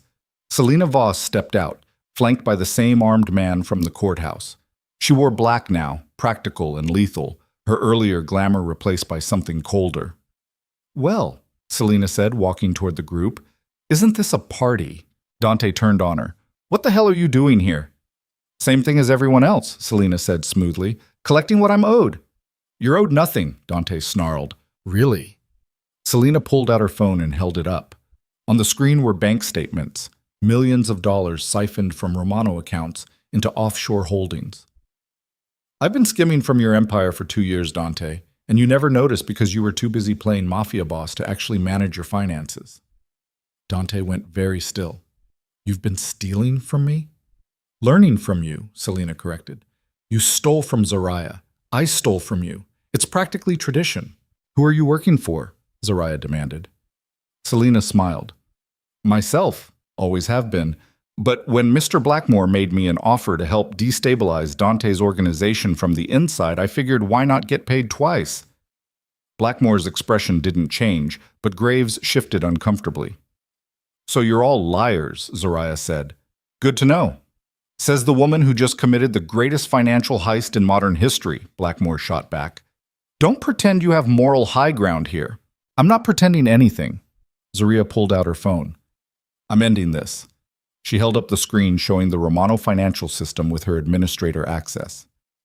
Here's what's going to happen, Zariah said, her voice steady despite her hammering heart. I'm transferring control of this system to a charitable trust that will use the assets to fund education programs, small business loans, and community development. None of you get it. Not Dante, not Blackmore, not Selena. You can't do that, Dante said. Watch me. She started typing. Blackmore moved fast, faster than she expected. He grabbed her wrist, twisting hard enough to make her drop the phone. It skittered across the concrete. You're not giving away billions of dollars to prove a point, Blackmore hissed. Dante lunged forward, grabbing Blackmore and throwing him back. Get your hands off her! The two men collided, fists flying. Graves pulled a weapon. Selena's guard raised his gun, and Zariah ran. She scooped up her phone mid-sprint and bolted toward the maze of shipping containers, her heels abandoned after 3 steps, running barefoot on freezing concrete. Gunshots cracked behind her, muzzle flashes lighting up the night like lightning. Get her! Someone shouted. Blackmore's voice. Zariah ducked between containers, her lungs burning, her feet screaming. Behind her, chaos erupted, more gunshots, shouting, the sound of bodies hitting metal. She pulled out the panic button and pressed it. 90 seconds until federal agents arrived. She just had to survive 90 seconds. Footsteps pounded behind her. Zariah risked a glance back and saw Selena's guard closing in, weapon raised. She turned a corner and slammed directly into someone. Dante. He grabbed her shoulders, steadying her. This way. I'm not going anywhere with you. Shut up and run. He pulled her deeper into the container maze while gunfire echoed behind them. They reached a gap in the fence at the pier's edge, rusted chain link with a hole big enough to slip through. Go, Dante ordered. What about... I said go! Zariah squeezed through the gap just as Selena's guard rounded the corner. Dante turned to face him, unarmed but unafraid. The guard raised his weapon. Dante charged. They went down in a tangle of violence while Zariah stumbled backward, her mind screaming at her to run, to hide, to survive. Sirens wailed in the distance, federal agents responding to the panic button, but 90 seconds felt like forever when people were dying. Zariah turned and ran along the waterfront, her bare feet slipping on wet concrete. She could hear more fighting behind her. Blackmore's men engaging with Dante's security forces that must have been staged nearby despite the agreement to come alone. Everyone had lied. Everyone had brought backup. And now the pier was a war zone. Zoraya reached a maintenance building and tried the door. Locked. She looked around desperately for another exit and saw headlights sweeping across the pier. Federal vehicles. Finally. But before she could move toward them, someone grabbed her from behind, yanking her into the shadows between buildings. A hand clamped over her mouth. "Quiet," Graves whispered in her ear, "or this gets much worse." He had a knife pressed against her ribs, the blade cold even through her suit jacket. "Lord Blackmore wants to speak with you," Graves said calmly, like he wasn't actively kidnapping her. "You're going to walk to his vehicle. You're going to get inside, and you're going to give him what he wants. Understand?" Zoraya couldn't nod with his hand over her mouth, but she made a sound that might have been agreement. Graves loosened his grip slightly. "Don't scream, don't run, just walk." He guided her toward the Range Rover, the knife never leaving her side. They were 10 feet away when someone shouted, "Federal agents, drop the weapon." Graves spun, using Zoraya as a shield. "Stay back, or she dies." Zoraya saw Elena standing with 3 armed agents, their weapons trained on Graves. "Let her go," Elena ordered. "Not until Blackmore gets what he came for," Graves said. "That's not happening," a new voice said. Dante emerged from the shadows, blood streaming from a cut above his eye, his suit torn and filthy. He looked like he'd gone through hell and come out the other side still swinging. "This is between us, Romano," Graves said. "Stay out of it." "Can't do that," Dante said. "She's mine." "I'm not anyone's," Zoraya said through gritted teeth. The knife pressed harder against her ribs. Quiet. More vehicles screeched onto the pier. Police, more federal agents, and a news van that had somehow gotten through the perimeter. "This is over, Graves," Elena said. "Let her go." "It's over when Lord Blackmore says it's over." A single gunshot cracked through the night. Graves jerked, the knife falling from his hand as he collapsed. Behind him stood Marcus, holding a pistol with shaking hands. "Sorry I'm late," Marcus said. Traffic was terrible. Zarya stumbled forward, and Dante caught her before she fell. Federal agents swarmed Graves, securing him while he bled out on the concrete. Elena ran to Zoraya. "Are you hurt?" "No, I'm okay." She wasn't okay. Nothing was okay. But she was alive. Dante still had his arms around her, and for one brief, impossible moment, it felt like safety. Then Blackmore appeared at the edge of the chaos, flanked by his remaining security. He looked at Zaraya across the pier full of federal agents and broken bodies and smiled, a cold, knowing smile. "This isn't over," he mouthed. Then he was gone, disappearing into a black sedan that vanished into New York traffic before anyone could stop him. Federal agents tried to pursue, but it was too late. Zarya sagged against Dante, her legs finally giving out. He lowered her gently to the ground while paramedics rushed over. "You're insane," Dante said, but there was something like admiration in his voice. "You know that?" "Takes one to know one," Zoraya whispered. Around them, the pier was a disaster. Ambulances, police lights, federal agents processing a crime scene that would take weeks to untangle. News cameras captured everything, broadcasting the chaos live to millions of viewers. And somewhere in that chaos, Zoraya's phone buzzed with a message from the charitable trust's lawyers confirming the transfer had gone through. The Romano financial empire no longer belonged to Dante, or Blackmore, or anyone. It belonged to a foundation that would spend the next decade redistributing billions of dollars to communities Dante's organization had destroyed. Zarya looked up at Dante, who was reading the same notification on his own phone, watching his empire disappear in real time. "I'm sorry," she said, and meant it. Dante met her eyes. "No, you're not." "You're right," Zoraya admitted. "I'm really not."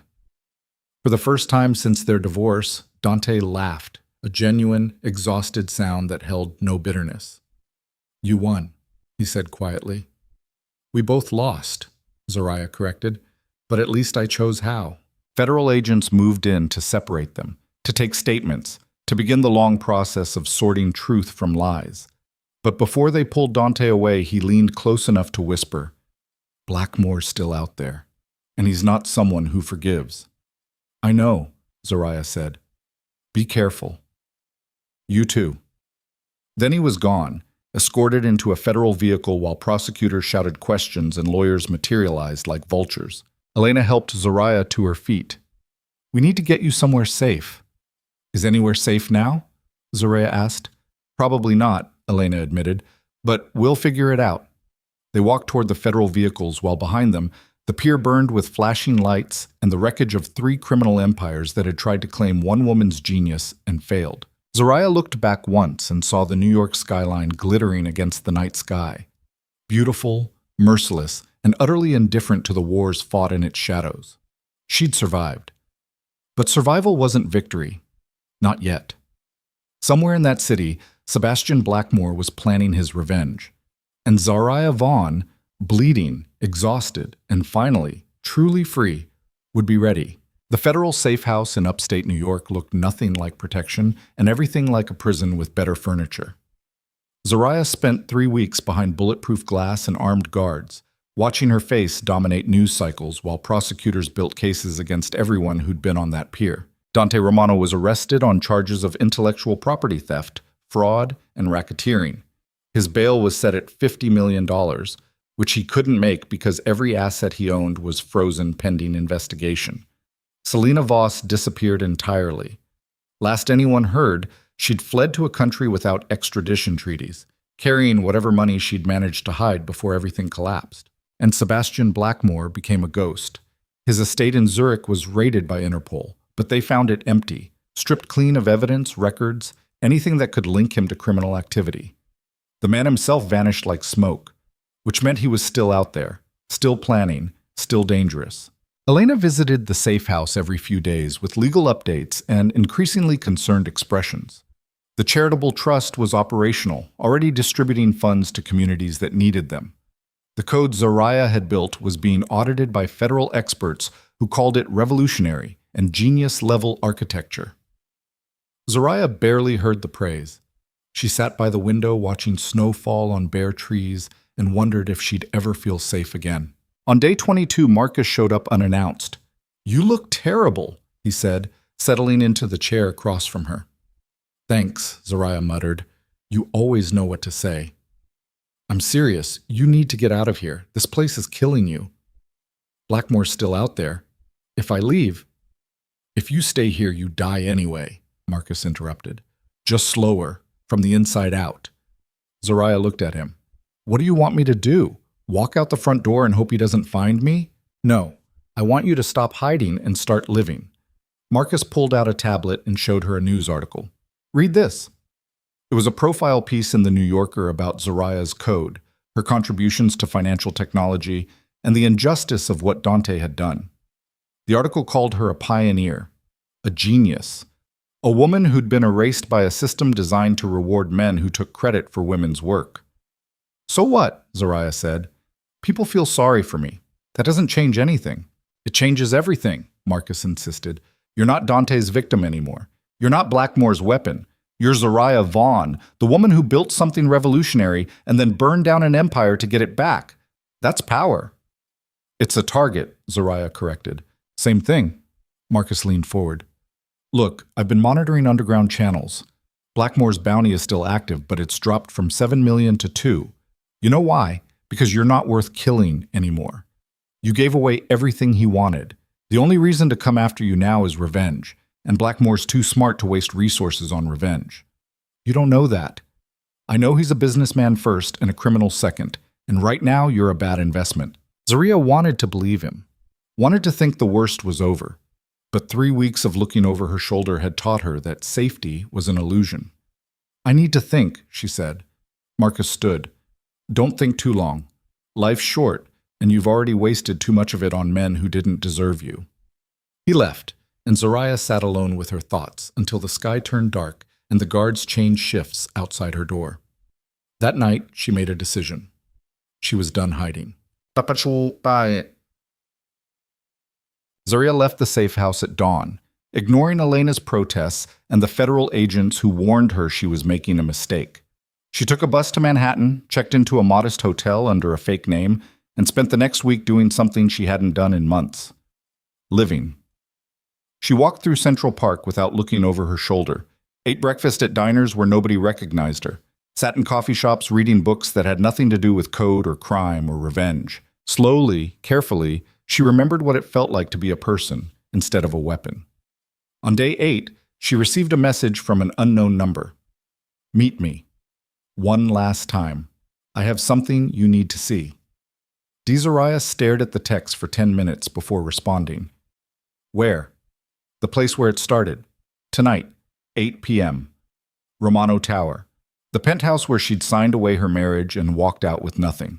Zoraya's first instinct was to ignore it, to block the number and keep moving forward. But something in Dante's message felt different, final. She arrived at Romano Tower at 7:50 p.m., slipping past security that didn't recognize her anymore. The building felt different now, emptier, colder, like a monument to something dead.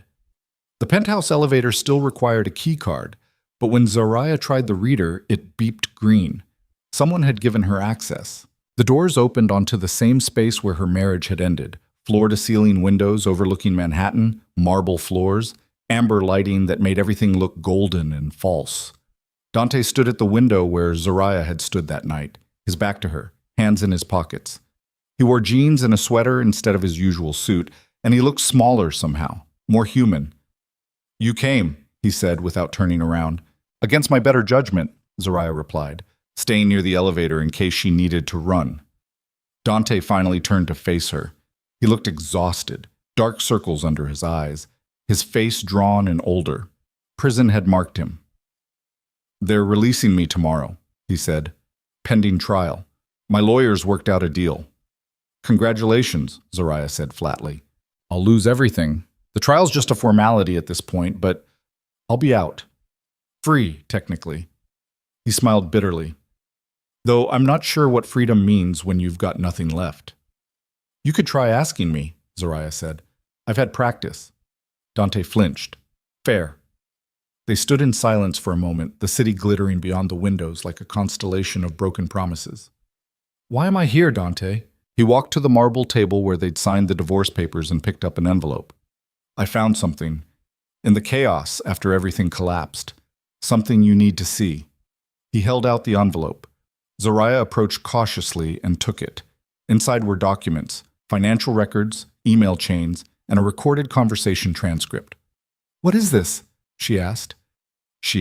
Proof that Blackmore orchestrated everything, Dante said. Not just the attack on my empire. Everything, including your marriage to me. Zoraya's breath caught. What are you talking about?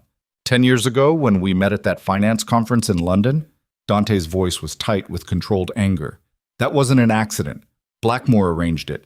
He knew you were brilliant, knew you were building something revolutionary, and he knew I was ambitious enough to steal it if given the opportunity. Zaria's hands shook as she read the documents. Emails between Blackmore and conference organizers specifically requesting Zoraya's attendance. Financial records showing payments to mutual connections who introduced her to Dante. A recorded conversation where Blackmore discussed planting the seed years before harvesting the result. He's been planning this for a decade, Dante said, using both of us as pawns in some long game I still don't fully understand. He wanted me to steal your work, wanted me to build an empire on it, and then he waited for the perfect moment to destroy me and claim it all. Zoraya felt sick. Why are you showing me this? Because you deserve to know the truth. We were both his weapons, Zoraya. I just pulled the trigger first. Dante stepped closer. I stole from you. I destroyed your reputation. I treated you like you were disposable. Those are my sins, and I own them. But Blackmore created the conditions for all of it to happen. He's the architect. We were just the materials. Zoraya looked up from the documents. This doesn't change what you did. I know. Nothing changes that. Dante's voice cracked slightly. But maybe it explains why I was so ready to believe I deserved credit for your work.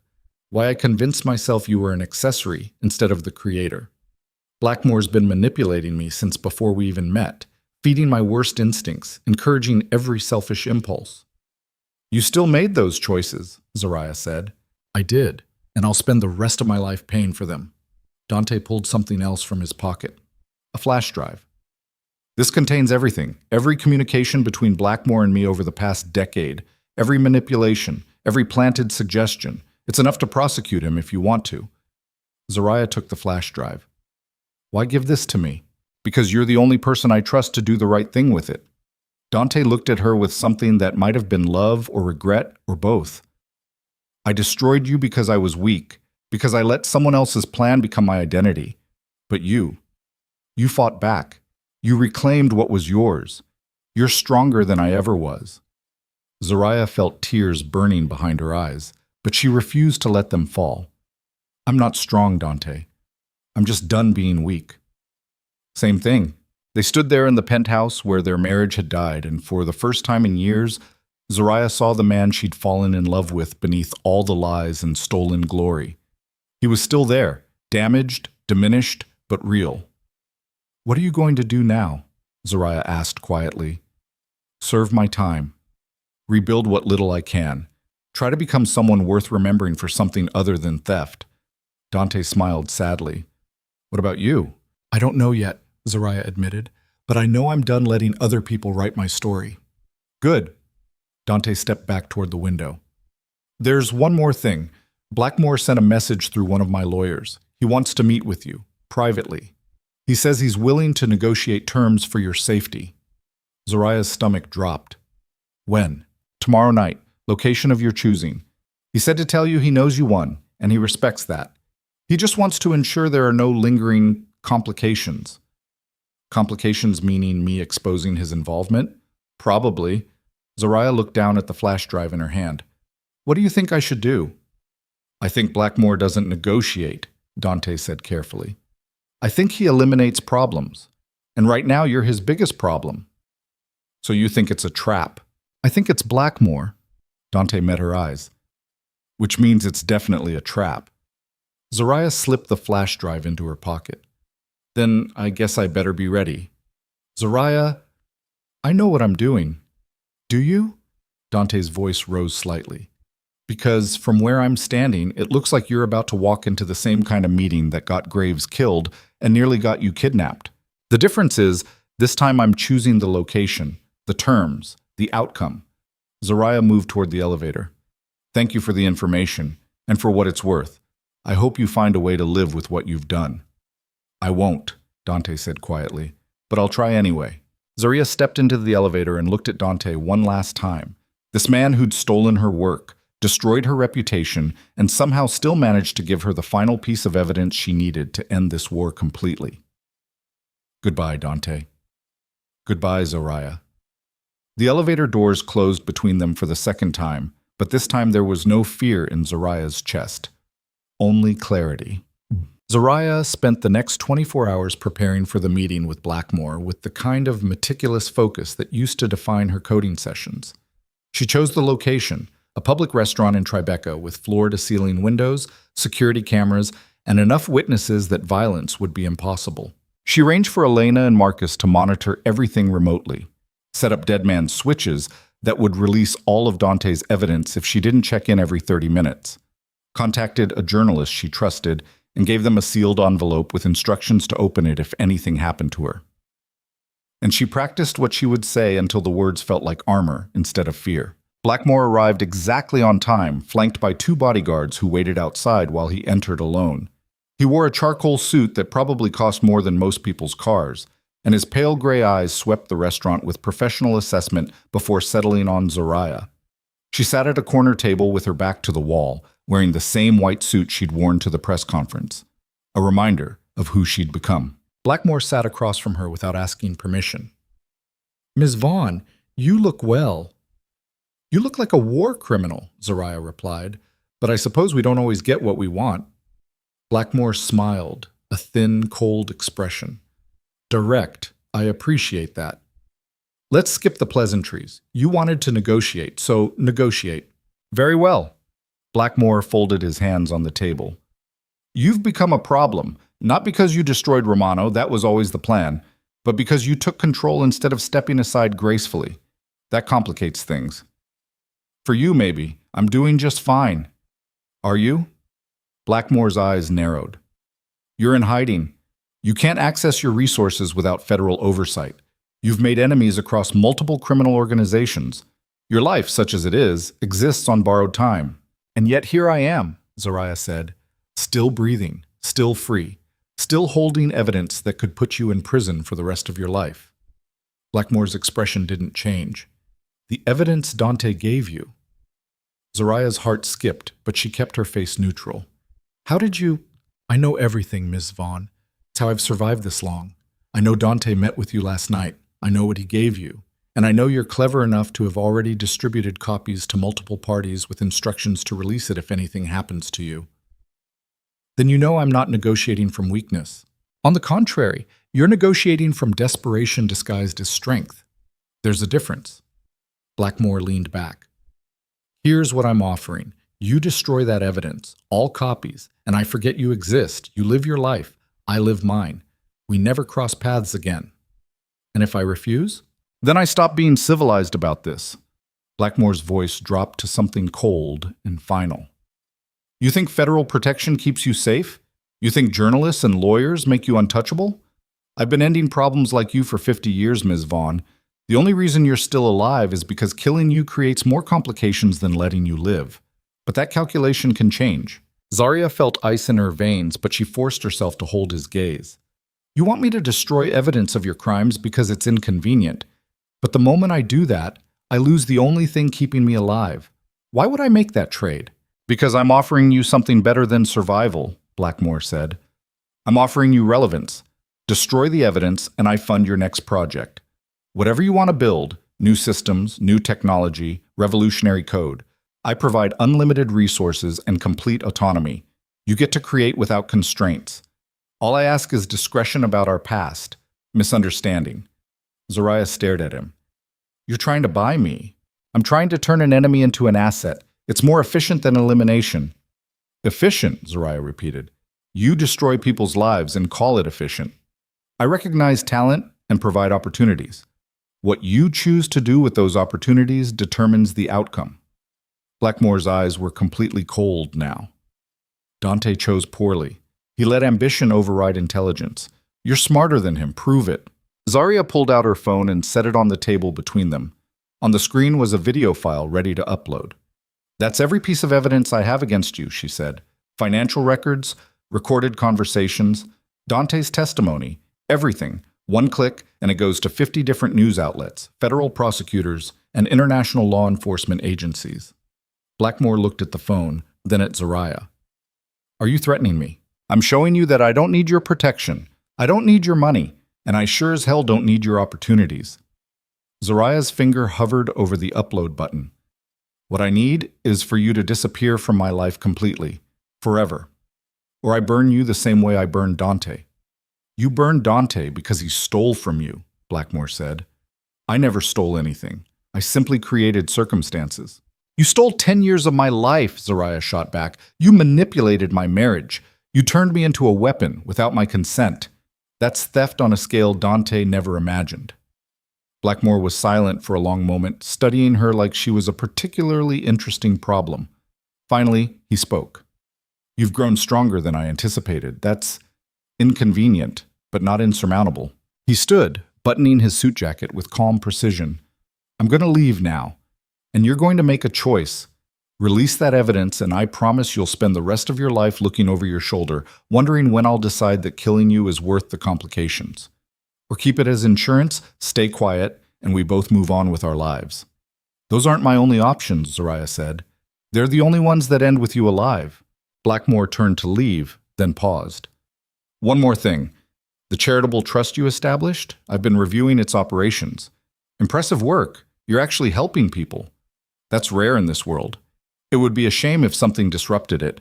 Anonymous audits, regulatory investigations, the kind of scrutiny that destroys even legitimate organizations. Zoraya felt her blood run cold. You're threatening the foundation? I'm suggesting that your actions have consequences beyond yourself. The question is whether you're willing to risk those consequences to satisfy your need for revenge. Blackmore smiled. Think carefully, Ms. Vaughn, and choose wisely. He walked out of the restaurant, his bodyguards falling into step beside him, and Zoraya sat alone at the table with her fingers still hovering over the upload button. Her phone buzzed. A text from Elena. Did you get what you needed? Zarya looked at the video file on her screen. One click. That's all it would take to destroy Blackmore's reputation, expose his crimes, and ensure he spent his remaining years fighting legal battles across multiple continents. But it would also make her a permanent target. And worse, it would put the foundation, the thousands of people who depended on programs funded by her reclaimed empire, in Blackmore's crosshairs. She thought about Dante, rotting in prison for crimes he'd committed under Blackmore's manipulation. She thought about Graves, dead on that pier. She thought about Selena, disappeared into whatever hole she'd crawled into. Everyone who'd touched Blackmore's world ended up destroyed, but destruction wasn't the same as justice. Zoraya closed the video file and opened a new message, typed carefully. I have a better idea. 3 months later, Zoraya stood in a converted warehouse in Brooklyn, watching construction crews transform the space into a technology education center funded by the charitable trust. The building would house free coding classes, entrepreneurship programs, and resources for people trying to build careers in tech without access to traditional education. It was everything she'd wanted to create before Dante stole her work and Blackmore weaponized her talent. Elena approached, tablet in hand. Final inspection looks good. We'll be operational next month. Good, Zoraya said, watching workers install equipment. How's enrollment? Oversubscribed already. We've got a waiting list 600 people long. Zoraya smiled, her first genuine smile in what felt like years. Then we'll need a bigger building. Marcus appeared from the back office, waving his phone. You're going to want to see this. He pulled up a news article. The headline read, International financier Sebastian Blackmore announces retirement, citing health concerns. Zoraya read quickly. Blackmore was liquidating his holdings, closing operations across Europe and Asia, withdrawing from public life completely. The article mentioned no criminal investigations, no scandal, just a quiet exit from a world he'd dominated for 50 years. Think it's real? Marcus asked. Does it matter? Zoraya said. He's gone. That's enough. What did you do? Elena asked quietly. Zoraya looked at her. I gave him a choice. Retire quietly and I keep his secrets. Or keep fighting and I release everything. Foundation be damned. And he chose retirement? He chose survival, same as everyone else. Zoraya handed the phone back to Marcus. Blackmore's a predator, but he's also a businessman. He knows when an investment stops being profitable. So you just let him go? Marcus sounded incredulous. I let him disappear, Zoraya corrected. There's a difference. He's out of the game. He can't hurt anyone anymore. And the Foundation keeps helping people without interference. That's as close to justice as we're going to get. Elena studied her. You've changed. I grew up, Zoraya said. Turns out revenge isn't as satisfying as building something worth protecting. Her phone buzzed. A message from an unknown number. Well played, Miss Vaughn. Perhaps I underestimated you after all. SB Zoraya read the message, then deleted it without responding. Some conversations didn't need closure. They just needed to end. What about Dante? Marcus asked. Last I heard, he took a plea deal. 5 years minimum security. Good, Zoraya said. He needs time to figure out who he is without an empire to hide behind. You ever going to visit him? Zoraya thought about it. About the man who'd stolen her work, destroyed her reputation, and somehow still managed to give her the final piece of evidence she needed to reclaim her life. Maybe, she said. Someday, when I'm ready to forgive him. And when will that be? Zoraya looked around the warehouse, at the computers waiting to teach the next generation, at the programs designed to give opportunities to people who'd been overlooked and erased the way she had been. When I stop being angry, she said, which might be never, and I'm okay with that. 6 months after the warehouse opened, Zoraya received an invitation to speak at the same finance conference where she'd met Dante 10 years earlier. The irony wasn't lost on her. She almost declined. The memories attached to that place were complicated and painful, but Elena convinced her it would be good closure, and Marcus pointed out that her story could inspire the next generation of tech entrepreneurs. So Zoraya flew to London, checked into a hotel, and spent the night before her speech staring at her reflection in the bathroom mirror, practicing the same words she'd practiced before the courthouse press conference. But this time, there was no fear. Only certainty. The conference hall was packed. Hundreds of people gathered to hear the woman who'd built a revolutionary system, lost it to theft, and then burned down an empire to get it back. Zoraya walked onto the stage in a midnight blue suit, her natural curls styled elegantly, her dark skin glowing under the stage lights. She looked powerful, untouchable, free. 10 years ago, Zoraya began, her voice steady and clear. I stood in a room like this and believed that intelligence and hard work were enough to succeed. I believed that if I built something revolutionary, the world would recognize my contributions. I believed that merit mattered more than gender, race, or connections. She paused, letting the silence settle. I was wrong about all of that. The audience leaned forward. What I built did matter. My code revolutionized secure financial transactions and created billions of dollars in value. But the world didn't recognize my contributions. A man stole my work, patented it under his name, and built an empire while I was erased from history. Zoraya walked across the stage, her heels clicking against polished wood. I'm not here to tell you a happy story about justice prevailing, because justice didn't prevail. I fought for it. I bled for it. I risked everything to reclaim what was mine, and even then I didn't get back what was stolen. I got something different. Something harder won. She stopped at the center of the stage. I got my voice back, my agency, my right to define my own narrative instead of letting thieves and manipulators write it for me. And I used that voice to build something that matters, not for profit or glory or revenge, but for people who need opportunities more than they need another billionaire. The audience was completely silent now. The system I created, Zoraya continued, it no longer belongs to me or the man who stole it. It belongs to a charitable trust that's already distributed over $2 billion to communities destroyed by the same criminal organizations that tried to control my work. That's justice. Not perfect, not clean, but real. She looked out at the faces watching her, young entrepreneurs, established executives, people at every stage of career and ambition. If you take nothing else from my story, take this. Your work has value beyond what others can steal from it. Your intelligence matters even when the world tries to erase it. And when someone tries to reduce you to a weapon or a tool or an accessory to their success, burn it all down and build something better from the ashes. The applause started slowly, then built into something thunderous.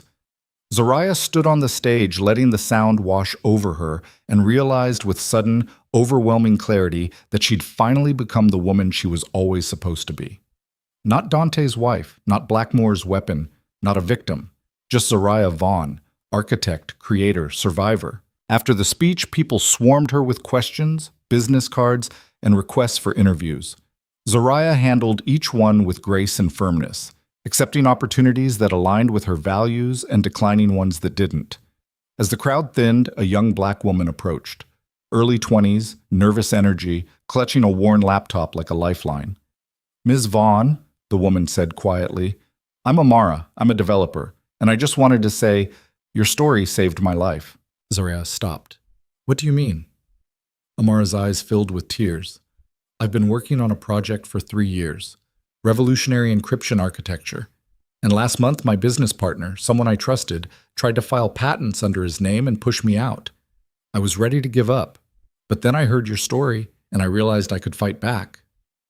Did you? Zoraya asked. Zoraya, I documented everything. Filed my own patents, hired a lawyer, and yesterday he dropped the claim and walked away. Amara smiled through tears. Because of you.